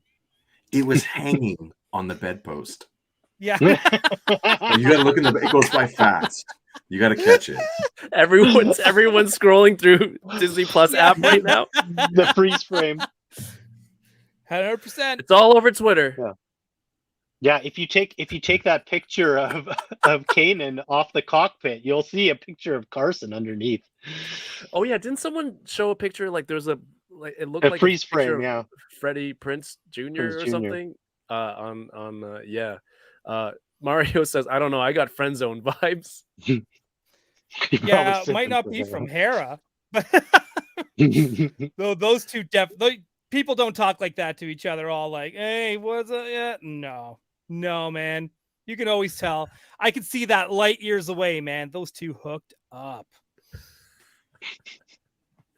What was I saying before? That like if him and Jason were just outside playing catch while everything was going on, like it would have just been icing on the cake. He's like, I'm gonna teach you how to throw a baseball. Yeah. Carson sits down with Jason. He puts his arm around him. It was war. It was crazy times. We had to do whatever we could do to survive together. Telling this story. Oh no. All right. So the 3 surviving pilots, Teva, Lander, and Jensu. Those are and it's one of them is, I forget what, Brendan Wayne, I believe. The actor. I don't know who the other the one is, but there's not much there. Hu Yang was like, I told them to stay together. Hera, they're able to hear the force battle that Jason's able to pick up on. I thought it was cool. He could completely hide behind Chopper, like a small child can be shielded behind.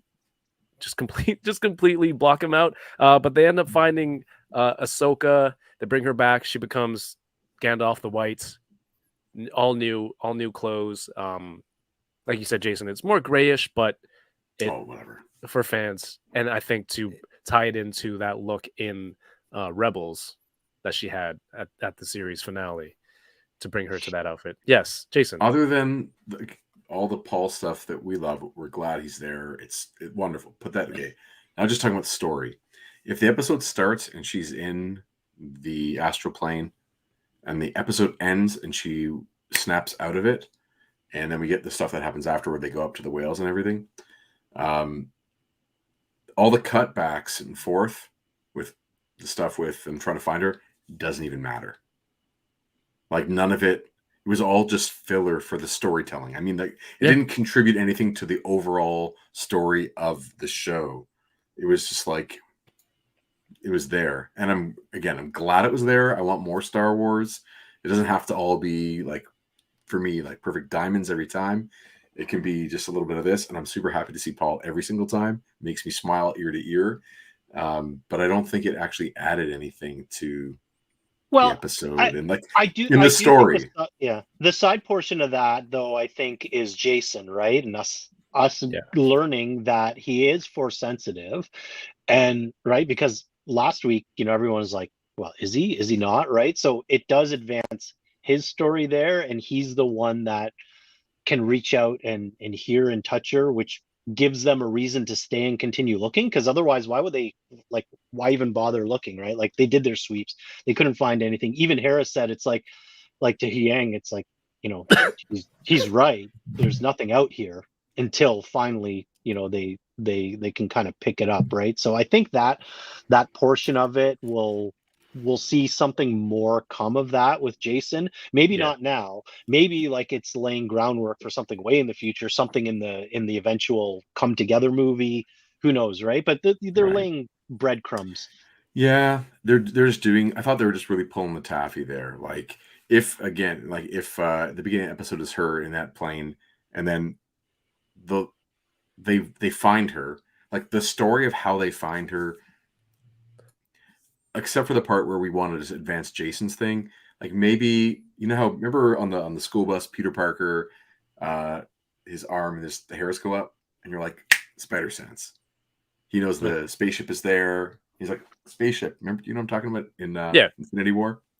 So if you just have a scene where something's happening and Jason just gives a look, has a feeling, just says, "I feel something is coming." And that's all they do. Like that gives us the feeling he has the force, if you're just, you don't have to spend any time on it. It's like one shot and the audience will understand that he has extrasensory perception of some kind. But it might, I don't know if it was worth, like, I don't know if here we're at episode 5. I don't know if we are 5 episodes into a story. We might be like 2 episodes into a story. That I might agree on. You know what I mean? Yeah. Like if she had it figured out at the end of episode 2, now we're going on the journey like that. Think about where, like with Mando's arc, with Mando season 1, we got the big thing, which was he found the baby Yoda. He decides to kill the droid. Like it's advanced his story at the end of episode 1. It was like the big thing. So she has to decide to go on this adventure in a big way. Like a big thing has to kind of come that makes you want, okay, now I can't wait for the next one.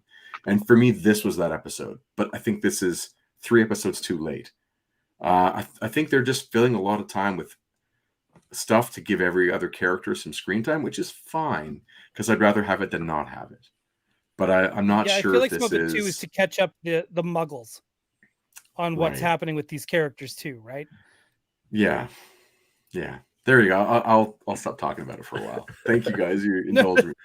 No, that makes sense. But I No, do no, think the fact that they highlighted Jason a little bit longer is not just to show he's force sensitive. Maybe I got a real sense when they just kind of like really zoom in on him that like, hey, he might be a bigger character going forward. Where it comes, who knows? But Does he need green eyebrows? The other thing, stupid. then he'd Does he look need like green an eyebrows? and he'd look Come like on. an. If he had green eyebrows, he'd be He's an an Oompa Oompa Loompa. Loompa. That's the problem.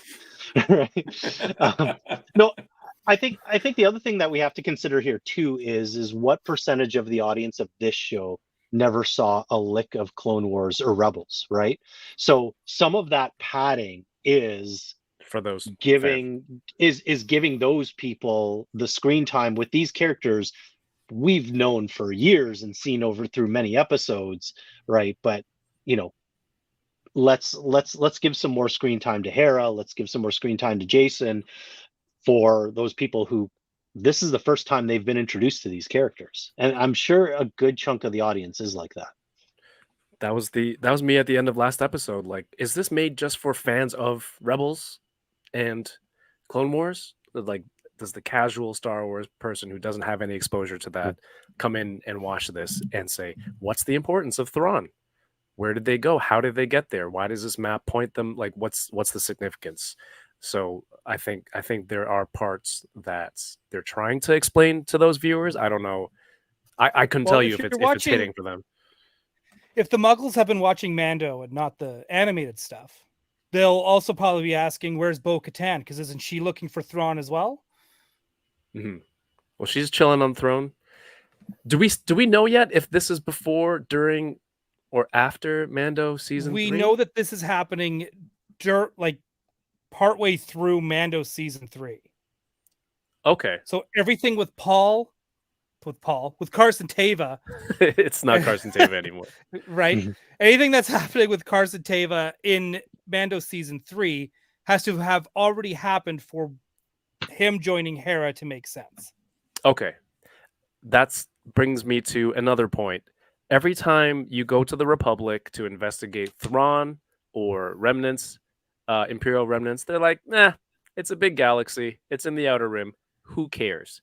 But when a general decides that she's going to take it upon herself with a couple of pilots to go out there, then they send 3. What class are those ships? They're nothing small. Like, all of a sudden you have these resources to send 3, I don't know, cruisers with X-wings like filled up. 3 cruisers just to go get a general to go bring them back. Why not just give that to Carson when he had to go help the Mandos? Like, stuff is happening on Navarro. But that's the point, it's like a real right? threat. Like, this is silly. Like, their priorities are not in place. Yeah. We should burn it all down. You know what I mean? We should like a new order, like the first, totally. like a first of an order. You know what I mean? Totally. Those the New Republic is corrupt and it's inefficient. We gotta tear that down. Yeah, we can do better, right, guys? What class are those ships? Would you say those Corellian ships? Is that what they are? I would anything that's that big. I just assume is either Corellian or Akbarian. What are those guys called? Calamari. Those big calamari. Calamari. Right. Another cool line. Paul knows Senator Organa. Yeah, he dropped your name. Name drop. He was like, honey, Senator Organa says, You know what? I think he hooked up with her too. Whoa. He'd be getting around the galaxy. Yeah, man, that's what he does. I thought that was super awesome. There's another something really Force cool child? about. I just think there's something really cool about Carson Teva, like now hanging out with the Rebels crew. And why do you think he's patrolling the Outer Rim, right? He had his little tryst, and they're like, okay, we'll send you way out there, right? So it's not awkward. Yes, yeah, he can't be in the core worlds, right? Every time he'd like walk by her in the hallway on Coruscant, he'd be like, "Hey, sup?" And she'd be like, Yeah. But I do Jason, love we'll- the we'll- idea we'll that put- we'll put Carson you in the Teva outer. does have a direct line to Yeah. Senator Organa. As it's long these as they little don't put her on things- the show, Yeah, we don't. It doesn't I don't need want to to be there. see digital. No, we don't. I think that's enough. Yeah. That shout out was, I think, to me, told us everything that we need. Right. But it's just these little things that, again, for someone that we know, a friend, to officially say lines like "lock S foils in attack position." That He was didn't cool. say the line as good as I just did right now. No, not at But all. or like Senator Organa was on the phone. I'm like, I'm so happy. I'm so happy for him that like official, this is like official dialogue for him. And not only that, he's saying it to Hera. right, they're as part of that team. God, right? Living the that guy. dream. Living the that guy. dream. Yes, Jason was thinking the same thing as me. He also fathered Ben Solo. You know what? Now looking at Kylo, it makes sense. I see it. Yeah. Especially without his shirt on. Yeah. Oh, Swallow Run. Yeah, man. So that's a 1-to-1 connection right there. What's a That one's too obvious. All right, so we bring Ahsoka back. She realizes that the only way now to find them is to, well, no, it's more of a dream, like let's try, get on these Purgles, they can take us. But she comes out of that experience. She's not only are her clothes different, but I think everyone who's been saying, oh, the Ahsoka in this series, she looks so like, her character seems very muted or whatnot. You can tell there's a visible difference because of the lesson learned in there. It's like, hey, we just got to live like she has a goal, an objective. And I did you notice like the kind of the whole demeanor and everything changed? She seems hopeful. Yeah. Positive, optimistic, all that stuff. A little more jovial, right? Like Yeah. how she was just kind of like joking around with Huyang there, right? And she's like, I don't know if it's gonna get us there. We'll find out, right? Like, better going somewhere than nowhere, right? Like, so she seemed to lighten up a little almost. Yeah. Like She was joking with him. know. She's like, what did she say? I don't know where they're going. He's like, what? She's like, yeah, I don't know.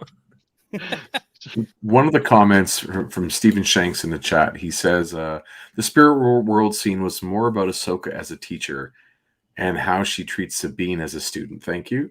Anakin even questions if she would want a Padawan. Right. And I'm thinking about that now. Like, so she comes out of this committed to being a teacher, committed to having a Padawan. Like, find the life in it, find the joy in it. This is not a burden. This is actually something you want, as opposed to being stuck with it. And she seems to be like the reluctant teacher a lot of the time up to that point, and doesn't really. I'm not sure. I'm maybe trying to make sense of it because I don't know if it actually does the job for me. But maybe there's just like an acceptance, like she's at peace with the idea of settling her demons with her teacher, right? Her master. Well, Thunderhouse design. Thunderhouse design, I think, words it really well here, right? Like, she's just been surviving until that revelation, or like up until this point in time, she's been more of a, she goes from mission to mission, right? It's like a way to get by, right? But she doesn't have some sort of like, I don't know what the best way to put it, but like a life purpose other than a deeper purpose for sure. You're right, life purpose. Yeah. For as Fulcrum, she was just trying to help the rebels any way that she could until now. They've won, so to say. I got a follow-up question with that, because now that she's willing to teach, do you think she has the potential to start her own Jedi Academy? Potential? With Jason as a student. Do we want warring schools with her and Luke? Well, one's not going to last. They have like burn them all down. Yeah, one doesn't last. Just a heads up. Well, they could have school rivalries, right? They could like play sports against each other, right? Exactly. Like, oh my gosh, that'd be like Skywalker school rules, right? Yeah. Grogu's and Luke's school. Yeah. 10 points for Skywalker. For 10 points for House Skywalker. Yeah, I'm into that. I mean, it also matches, not to connect this too much to the sequels, but the idea that Luke is still caring, like he's not really a traditional Jedi. I mean, I don't know, because he wasn't really ever raised within the temple setting and all that kind of stuff. She's much closer to being like old school Jedi Order than he is, but yet she actively has rejected the Jedi Order, and which positions her nicely to rethink things, to challenge them, to build things, not rebuild, but to build something new. And it kind of gives the opportunity for Star Wars to kind of grow sure. a little bit, because for how long, for especially of people of our vintage, Jason and Tommy, right? Like, it's just we are older, and thus we had this idea that like Luke starts his own academy, and then there's a bunch of Jedi, and then that was taken away from us, which is fine, whatever. But now we kind of have the opportunity to get that brought back to us through Ahsoka. Does that make? Can't we just do the Luke one again, but do it right? Yeah, that's kind of what I didn't want to say that, but that's what it kind of feels like. Kind of. I read an interesting thing this week, like, the whole debate of, is Ahsoka a Jedi, and somebody worded it really nicely, and they said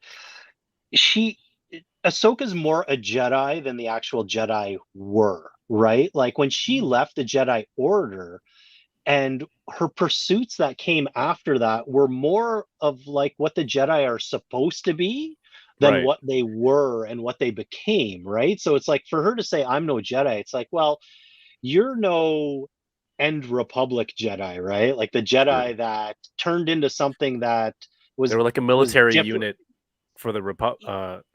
The Republic. It was a political faction. It was like a military faction, right? But it wasn't like the Jedi were supposed to be, these beings of enlightenment that are supposed to help and nurture and guide, right? Rather than just, turning into kind of like their own political construct, right? Sure. And so when Ahsoka left that, and it's like through her actions and how she she was more virtuous of the Jedi ideals than the actual Jedi were. I thought that was a really cool take on it. Well, they're also political. Yes, they're also. It's a religious sect, right? It's a religious order, right? The Jedi Order, and they have a faith, and they follow that and the way that they do. And if you go outside of that faith, they're like not happy about it. But being spiritual does not make you automatically part of a specific religion. Just like having the Force and a connection to the Force doesn't automatically make you a Jedi. Right. Like a Jedi is a series of values that come along with practicing that connection to the Force and how you practice it. And their order specifically was like, rigid about no attachment, like, no, all that stuff that drives a huge, like a grain of sand can split like a windshield on your car. Like you get one pebble and the whole thing can eventually come down. The old sand and windshield analogy. Right, but like that's Anakin, like Anakin and sand. He hates sand, right? So it shattered him. It shattered him. He needed to have the flexibility to be able to move with the attachments and the emotions that go through his life. So she's like a revised version where she's not limited to what the religious order says. She can pursue doing good and pursue her connection to the Force in whatever way she feels, and it can be called something different. It can still be called the Jedi because that's the brand, like that us as viewers want. Right. But in right? In comparing the Jedi Order to a religion, right? Like you have to look, like if you look at any religion, there's the core tenets, the core beliefs, and then there's all the dogma that's around it, right? And as time goes on, the dogma becomes more and more, layered and add more rules and more restrictions and all this stuff, right? So, what it becomes many years down, right? Like they almost lose sight at what's at the core because they're just worried about all the different layers of the rules and the dogma and all around it, like that, takes them away of, well, what were we originally supposed to be? Remind me when we're offline. to tell you guys a story about something like this that's not appropriate for me to share, but I'll talk to you about it after. Fair. Oh, Just wow. remind me. It's good. Nice. It's going to be fun. Is that going on Patreon? No, I'm kidding. Oh, yeah, No, good it's idea. different. Along with some of the really awesome quotable lines from Carson Teva tonight, he has this awesome scene where he's sent to buy them some time while Hera and Ahsoka are trying to communicate with Purgles. So, he's sent up to delay these 3 Corellian ships, capital ships, whatever, from the New Republic. That scene was awesome. Some great expressions and comedic acting from the actor who plays Carson Teva, Paul Sun-hyung Lee. I thought that was a lot of fun. Almost reminded me of the scene with Poe Dameron, and but a little bit Toying better. with you, sir. Yeah. Yes. Yes. Yeah. With Hux, that was his name. But this What- one was great. what- She's like, you know where I'm from. Come on. What I would even have, love what his would have face when he does the. what would have topped it off, Kevin, if he would have ended it with, and so we wore an onion on our belts because it was a style at the time. I would have liked to see him go right into. She's like, Full- you wouldn't believe me if I told you. So they're talking to these space whales that have a hyperdrive in their butt, and they can go into hyperspace. And we're going to go find Grand Admiral Thrawn, and then just like hold this pause where it's just it's just silence between the communication. But that was crazy. And then you see, I didn't know Purgle had like those teeth up close. Really gross. The baleen. Yeah. It Really takes it gross. takes the space whale thing like another step. I was Do you- surprised they were. I was surprised that they travel in the mouth. Have you guys ever read the old Archie Ninja Turtle comic books? Some of them, yes. And there was Cuddly the Cowlick, where the turtles would go inside this intergalactic giant cow head. Cow, yes. And they, Yes. yes, right? Cuddly the Cowlick. That's what that is. They're just jumping into the mouth and then going across deep space. I thought the ship would just go on its head or something, right? And then go. I don't know. I thought Hera was gonna go too, because they kind of made this thing with Mon Mothma. Was like, you got to come back and tell everybody. Oh, you're going to, you were looking for Morgan Elsbeth. Well, Ahsoka can corroborate your story. So she's got this thing where she's got to be like, I either give myself up, or I have to give myself up so that Ahsoka can go save Sabine and everybody. I thought there was going to be a little bit more to that, but we'll see what happens next with that. But yeah, in the mouth of a space whale, they go. When these ships see a bunch of whales, they're like, evasive maneuvers. Guys, how many thousands of kilometers did they have to go like this? They're fast. Hyperdrives in Thousands their of butts, kilometers. Jason. Did you see them unpucker? It was blue inside. I've seen a lot of blue from unpuckered butts, but I thought maybe that's where they would hide the ship. Get in there. Oh, there you go. Did the what's up? ships? Did the ships really need to take evasive maneuvers? Right? It's like these are wild animals. Are the wild animals just dumb and are going to like run into the ships? No, they'll. Yeah, Don't it's, avoid this it's like a shit. stampede. Yeah. Let's get out of the way, guys. Thousands of kilometers. Just go up, go down. They had like the distance. Yeah, it was ridiculous. Like the distance between the moon and the Earth. They had so much space. Because they would have seen it at some point. Yes. Because everyone was down looking at their phones, and then they're like, you should look at. Wait, what? Oh shoot, they're really close. It's take evasive maneuvers. Just like they did with Morgan Elsbeth's super space ring going around the ghost ship. Also, the ghost ship looked amazing this episode. I don't know. Yes, looked so much more detailed in the light hovering above the water than in space. I don't know. It's the HasLab. Yeah, for sure. I think the HasLab money came through, and they're just like, let's add more detail on the epised from. I also noticed that Carson Teva parks his X-wing right next to the Ghost. Just gonna throw that out there. His X-wing has docked to that ship before. If you know. What Yeah, I mean. it sure has. And he was just like a husband trying to get the wife out the door. It's like, well, come on, we gotta if we don't signal back to mission command, they're gonna come out and get us. We better hurry. Just shut up. He got shut down like a husband too. That's right. He totally got shut down. Yes, dear. He totally did. Oh no. Yeah, they take off. The stars start spinning, and that's Pucker. yes, of course, unpucker. Unpucker. When ships drop their garbage or whatever, dump all of the weight, and then they take off. Don't say dump. Yeah, don't say dump. Okay, so after the somewhat cliffhanger of episode 4, was this satisfactory? Was this a satisfactory follow-up to episode 4, or Doell? Yeah, I can't wait. I think actually this whole series, every cliffhanger has been awesome. Even for people that are just like, oh, this episode was slow, I'm still all in. This show has been such a delight. I'm having so much fun watching it. So Hell yeah. I'm all for it. This has been great. I love that. Jason, what about you? Yeah, this episode increased the momentum of my enthusiasm for episode 6. Like, I'm more excited for the next than I was for this one. Yeah, this one scratched some serious itches. It was really a lot of fun. Yeah, I finally got to watch with my kid. He had been watching off schedule with me, and I like my Star Wars with one or both of my kids next to me. So it was nice. I wonder what that's like. Your kids don't watch anything yet? No. Well, I'm not going to wait for them tomorrow. Like, they're already asleep now.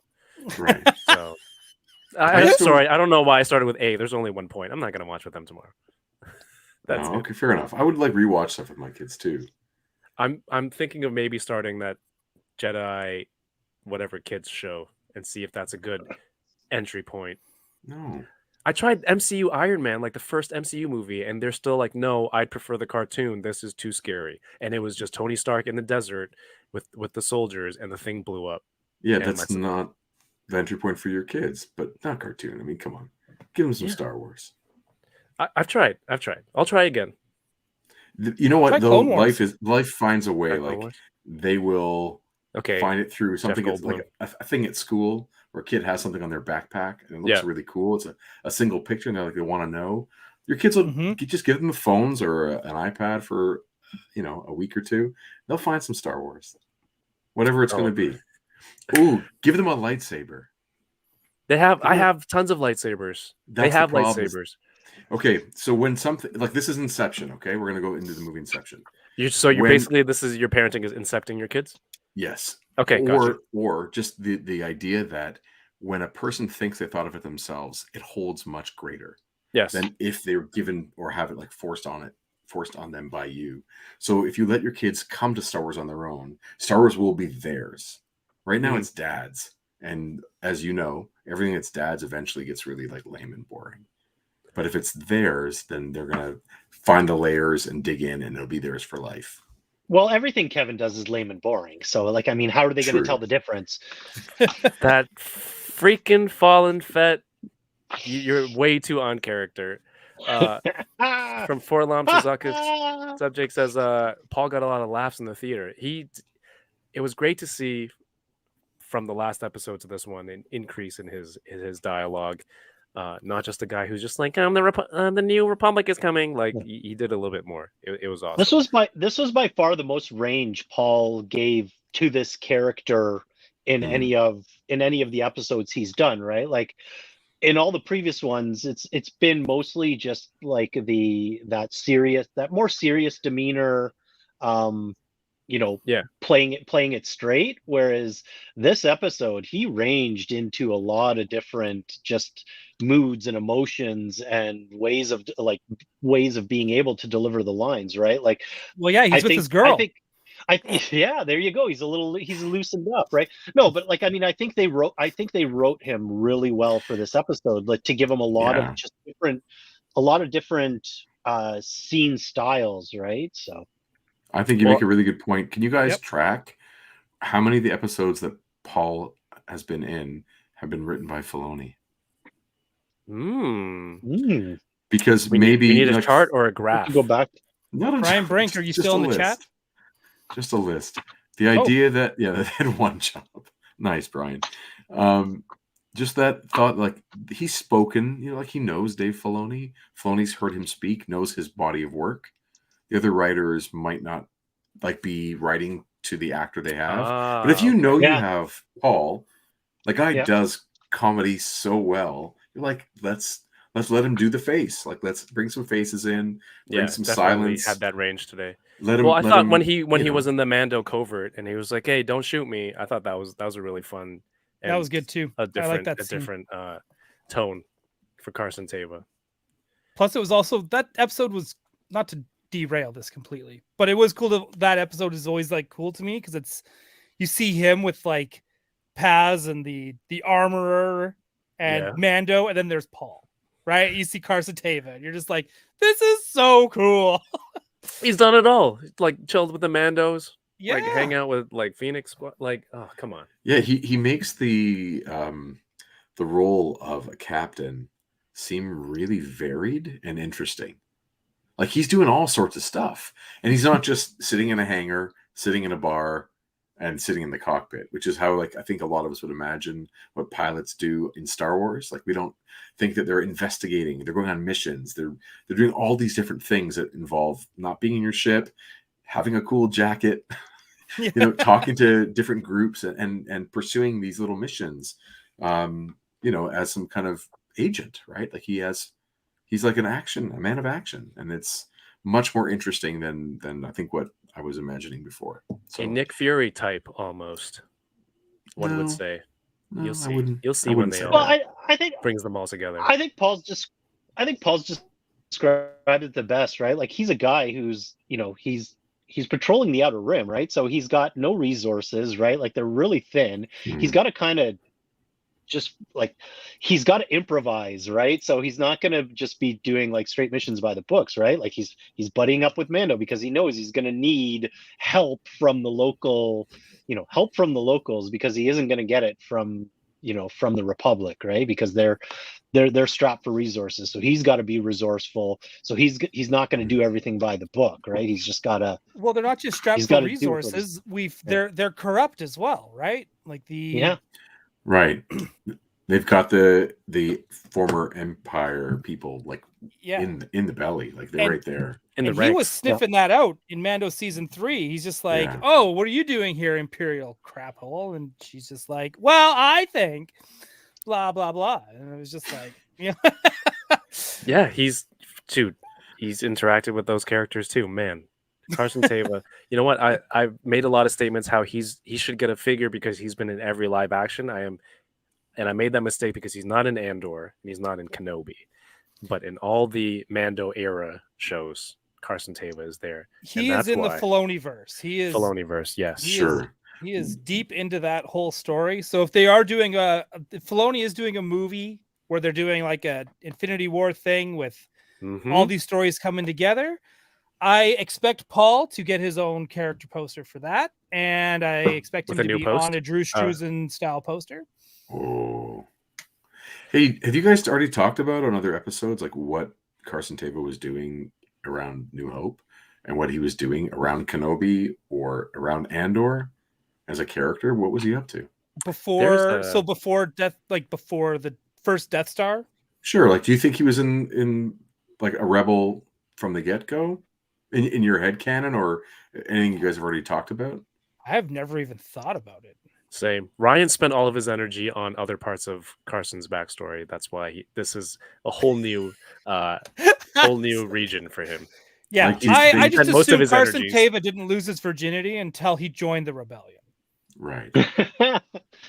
Like he's old enough to have been in the Old Republic, right? Oh yeah, he would have been a teenager during the Clone Wars for sure. So do you wonder? Yeah, I'm interested. Like, what some backstory might be there. Paul's headcanon is that he was the pilot. You're on mute, who Kevin. missed out. I'm not on mute. Sorry, No, Kevin. You're also not Kevin. No. Sorry. But yeah, Paul's headcanon is he's the pilot that missed out on every major mission due to some mishap, right? Like, oh, we gotta go storm the Death Star, and he was having bad bowel movements and couldn't go on the mission, or He's he like, was but I'm stuck in the still bathroom. microwaving my burrito. Yeah, exactly. that's Paul's headcanon. See, I I like imagine he is at all these battles because we see so many X-wings and Y-wings and all this stuff, but we only talk to like or see 5 pilots out of 20, Mm-hmm. right? Like it's so there's no reason why he wouldn't be there. He might not be necessarily hanging out with Luke on his off days, Right. but doesn't mean he wouldn't necessarily be there. It'd be fun to insert, like to edit in a couple of like flight scenes into like the Rogue One battle. You know what I mean? Or just him Just sitting have him there, there. when they're doing the briefing, when they go over the Right. Death Star plans and have him sitting there. We should either like Photoshop him in the crowd, Yeah. or like they're talking and then they'll show like Luke's reaction and then like Han Solo's reaction and then Paul's just like and then we'll just like intercut that into the whole thing. One better. We're gonna deep fake Paul over the guy in Empire that goes 2 fighters against the Star Destroyer. We're gonna deep fake Paul over that guy. What was the line right before Luke says, "Oh, that's no bigger than a we used to blast womp rats or something." No bigger than 2 meters back home. Yeah, Beggars Canyon. Yeah, Beggars. Yeah, you can be that the guy. guy next to him making like this jerk off. So I looked it up. Favreau wrote all of Paul's previous episodes, or all the episodes Paul was previously in. So that was all Favreau. This one being Filoni. On the fly research. Yeah, IMDb. Nice. Okay. I don't know what. Yeah, I guess there's I don't know, pattern.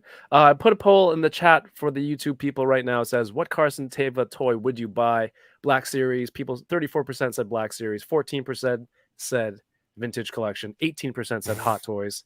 And a close to first place, a close second place, 33% said yes, meaning they would buy all 3, I presume. Can I add one more? I missed the yes option. Yeah, where's the retro? Oh, retro collection? Sorry, I forgot you guys were here. That's me. These right? That's what I want. Retro I want the collection. retro. I would like if they make a Black Series one first, I'll be so mad because I find that line so redundant and boring and lame. Really? Because if you do vintage collection, we at least get an X-wing out of it. Come on. Yes. Right. Ooh, I love that vintage collection X-wing. You could repack right? that. You could repack that. Then you get Carson Teva on card in his pilot gear with the strap down, chin strap down, and then you do optional. Yes, and then you do him at the bar with his jacket on as a single carded figure later on. Antok Merrick gets his own X-wing, but Carson Teva, no? Come on. Come on. That's what we on. want. Also, it's fine. If you collect Black Series, it's fine. I'm just being a jerk. But no, I'm gonna sell my Black Series and go vintage collection just because I can have more and I can get ships and have fun. Yeah. You want to buy some, Jason? World building. Yeah. I at least want to like see what's there before I say no. But Black Series it mixes with the SH figure arts that I have too. So damn it, I'm back in. You just worked yourself into a shoot. That was me Wednesday night at 10:55 between the ghost ship. Should I or should I not? Tommy, I forget. We still have you this episode as a follow-up. Yeah, I know. How was it? It was awesome. To me, this was the episode that, like, if this was a movie, that we just finished the second scene, right? Like, so we got our build up. Now they're off, and so now the final 3 episodes should. I'm guessing the next one will be a little bit slower, just to set the stage for where everybody is and ease us into it. And then the final 2 episodes are just going to be like bangers right after that, right? So this was a nice little crescendo to get them off to the next jump point. So I thought it arced well thus far up to here. Next episode, we didn't see anything from the antagonist side, right? So that's going to be what they see right when they first arrive, and then at some point Ahsoka shows up with the whales, and then the second last episode is the big fight, and the finale would be, whatever conclusion that you have to wrap up for the series and leading into the future. So it's gonna be interesting. Yeah. For me, after the last one, I was on the, I don't want to say edge of my seat, but I was very curious of when they leave it on Hayden Christensen like that, where that's gonna go. Technically, is that the world between worlds, or were they just kind of doing a toned down version for the general Star Wars fans? If Ahsoka was hallucinating, could she have imagined that? Because she's been there before. Right. Just use that as a frame of reference. Whether it is the real thing or not, it doesn't. Yeah. It doesn't matter. It's the end result, right? Like that of what came of it, than the physicality of what it was. Remember, it's not science fiction, right? It's fantasy. It's space fantasy. So we don't have to have like really hard and fast science fiction rules or science like about how this works in practical terms. It's really what it just does for the adventure. Absolutely. Space whales. I think this is the one time where shut up. This is one time where like it's not just the flash of like having a cool cameo or something cool. It's like this was cool, and it added to the plot. It added to moving the story forward and the character development forward, which I think ultimately means a lot more. But on top of that, recreating some Clone Wars stuff in real life is freaking awesome. And of course, whenever there's content that makes you go, I want toys of this, show creators have done their job, and toy creators are very happy, and collectors also hopefully will like that kind of stuff also. And toy collectors are impatient. Yeah. Seeing the prequel ships in live action again was great, right? Like the LAATs, the silhouette, but that too. Yeah, the six-legged walkers, right? Like just seeing those in live action again bring me back to a certain time. Yeah, RMD, it's time. Is it going to be like a Thrawn that's all, was he Robin Williams and Jumanji, where his hair's all I hope not long and like craggly, or has he just been gone for like a second from Rebels? And then Ezra's still a kid too. Right. That's kind of exciting. Like, yo, Sabine's older now, looking bomb. Well, this dude being sounds like Mario. Him being a big military strategist, I'm sure the 10 years he spent out there, he's built up a faction of his own out there with whatever beings are over there, right? It's like, think of it like in Quantum Mania, right? Like, what's his name got stuck there, and it's like, okay, well, if I can't rule the galaxy over there, I might as well build up a nice little empire over here. So who knows what he's built up over there in the decade he's been gone. Dude, what if over there is here? What? No. The galaxy far, far away? What if they're coming here? Yeah. Think about it. The one thing that I need Don't think is how did they make that map? That's all I want. That they have to kind of really explain. How did they find a map that shows exactly where the Purgils took them to? That's all I want to know. Someone else did the route. They got stuck in the blue anus and they went. How? And then they made a map of it. I don't know. It's this. Well, there was an ancient race that was able to have ships that could fly that, and so it's an ancient map from another time, from a galaxy farther. They only went this one route. Longer ago. Come on, you can. We'll see. Yeah, or it can be the knowledge that the witches of Dathomir or other Force wielders can like amass knowledge from the Force. They have the internet. I don't know. Yeah. Google Maps. They got Google Maps. Google Maps. I like that idea. A good writer can come up with an explanation. Like, I'm not so worried about that. Brian Brink has a good point. Is that hyperspace ring for docking with Thrawn's Star Destroyer so he can come back?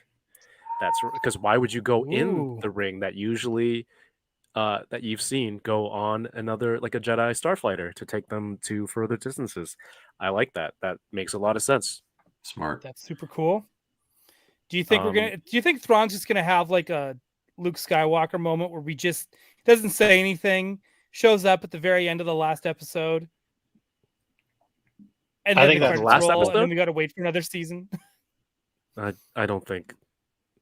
I don't think I could accept that for like the I would be so mad. non-Rebels viewer would be like, oh, okay, that's the guy. This is what we were waiting for. That wouldn't. I don't think that would work well for both No, it those types wouldn't. of fans. No, that would be doo doo. Yeah, man, what an episode! I think visually and I think story wise, we got a lot tonight, and I'm happy I got to chat about it with you fellas here, everyone in the chat. We have anything else that we missed? Ryan, Jason, Tommy? No, I think we got it all. I'll see you next week. Yes. On Unboxing Thursday. Yes, absolutely. Yeah, we can go. Let's do it. Let's do our plugs. Doell, you're on several other shows. What have you got it feels going that on? way. For people who aren't familiar with your, where you hang out on the internet. Where I hang out on the internet. So usually on Tuesdays, but Ahsoka's kind of thrown things all for a loop. Tuesdays at 6:30 Pacific. I am on Toy Anxiety. That's myself. That's Craig, Abby, and Jacob. They're part of the Yes Have Some podcast crew. So we do that on Tuesday nights. Wednesdays, I am on Gotham City Tonight, where I just talk comics and comic related toys, movies, and just more comics because I love my comic books. So I'll usually be on there.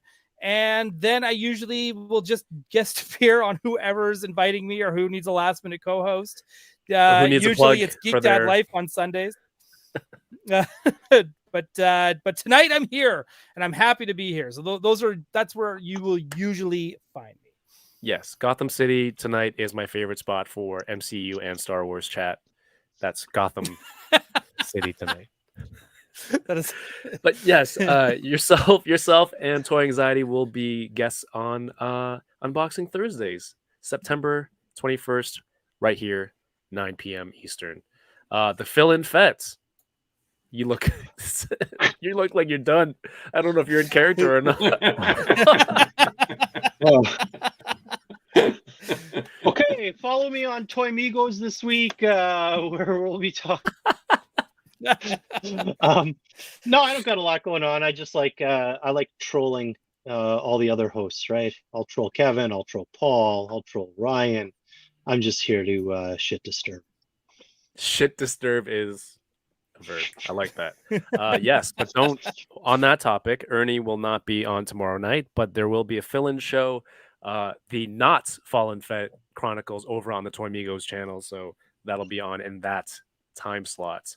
Jason, you're here tonight. You rushed over after your own stream. What's going on with you, man? Yeah, I have a YouTube channel called Group of Seven Comics.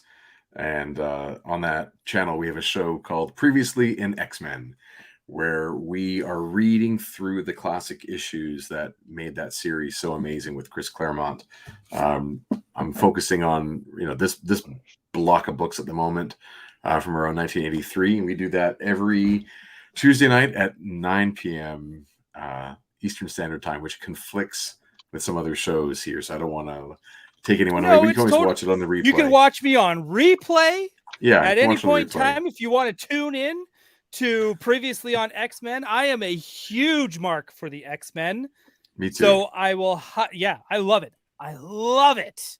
We get to have a really fun time. We read through the issues and do the voices and have a laugh and break down what parts we think work, what parts don't work. And we're having, we're 91 episodes in, and we've been having a great time since we started. So that's mostly what I'm doing there. And then just making comics. For Rogue that I do. The same rule for Rogue? Yeah. Her hair must always be bigger than her ass. Okay. That's my. So I don't know.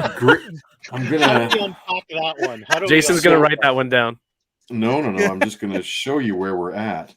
Well, you're in 'cause at the 83, so she's gonna have the short hair, correct? This is Rogue right there. That's the back of her head. Right. This yeah, is her bum. Yeah. So, this is when she literally Right. she's just come to the mansion door and asked for help, and Professor X invites her to join. So this is too early for her hair to be big. This is short hair era Rogue. She's literally just joined the team a few issues ago, and we're loving it because no one likes her. They all hate her because she's a villain, and Right. she's in the last issue she just like broke ground with Wolverine and like showed that she can be trusted as a teammate. So I like this. It's we're like having a good Bible time. study for comics fans X-Men and yeah. voice. Yeah, it's so and- good. and Those yeah, great essentials were voices. such a deal back in the day. Yeah, we're loving it, and like it's so cool because the issues that we're reading were like Claremont really put his heart into it, and he was planning ahead when no one else in mainstream comics, Right. mainstream superhero comics, were ever going more than month to month. Like he's planning a 150 issue redemption arc for Magneto, and everyone else is like, my deadline's in 2 weeks. I'm going to write a new comic. That's it. Yeah. Yeah. So it's a really fun case study. It's good times. Super Yeah, that's cool. awesome stuff. I can't Yeah, wait for thanks. Marvel Legends to make that Rogue as well. Me too. Let's get on Right. that, Marvel. See, I told you, Come on, guys Hasbro. would hit it off and have that in common. Of course. Yeah. So go check out all these amazing people. Thank you so much for watching. Last Monday, I say that like it was so long ago. It was yesterday. I just did a quick live stream, just toying around retro. I just kind of want to showcase some older toys on the channel. There you go. Short hair. Short hair. Sorry. Yeah, that was perfect. That was perfect timing. Yeah, so I opened some King of the Hill figures from 2002, and yeah, 2002 is retro, right? But I have a lot of older toys from when I was younger, so I feel like it's cool to not just unbox new toys, but show some of the older ones that I think some people also appreciate. So look for more of that here on the channel. This week on Unboxing Thursdays, I'll have on Blake from Toy Collector Magazine. It's a physical print media toy magazine. Super cool. He's the editor-in-chief. He's in charge of the whole thing. Come check it out. We're going to chat about that next week on the 21st. Toy Anxiety. This guy, some other people. And then on the 28th, from Mondo Toys, Peter and Hector are going to talk about some of those 1/6 scale Mondo X-Men figures that look incredible based on the animated series stuff. They are also huge X-Men fans, by the way, so it'll be a good episode to tune into, Jason. Yeah, because otherwise he's not watching the show. I want to thank everyone watching tonight, everyone watching on the replay, everyone who has joined the Patreon. Thank you so much. I've got some early videos released up there where there's going to be Patreon exclusive live streams and watch alongs via Discord. So all the details are on there. It's patreon.com/toyingaround. It's pinned to the comment section here or in the video description. And I honestly, that kind of support allows me to make this fun content that I enjoy making, and hopefully people are entertained by it. Going to San Diego Comic Con or New York Comic Con, things like that, and bringing content here for everybody to watch. That kind of support makes all that happen. So thank you so much. And of course, the support from Jason, Tommy, and Ryan Doell.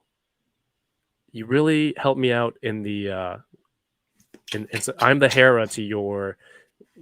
Who are you? Are you Carson Teva? I guess if He's got the beard for it. Yeah, He's got the beard me and for you it. all. He's And the bitter hair. artist, dude. Yeah. Bitter artist dude, Phil and Fett, and Livin' La Vida Dolan La Vida Yoko. No, that's weird. Livin' La Vida. No, that works. All of that works. Gentlemen, thank you so much for hanging out tonight. Thank Been you a for having pleasure. us. Yeah. No, my pleasure. This has been a blast. Everyone in the chat, hope you can hit the thumbs up on the way out. Subscribe to the channel. Check out all these other people in their amazing adventures around the internet. Have a great night and keep toying around. Peace. I think in honor of the 5 Canadians tonight, the only song appropriate would be "Oh Canada." Wait, I gotta take my hat off first. Wait, what? Native land. Yeah, yes. take our baseball caps off. We need to sing the Oh, Royal sorry. Canadian Yaksmiths. Royal Canadian Yaksmiths from Ren and Stimpy.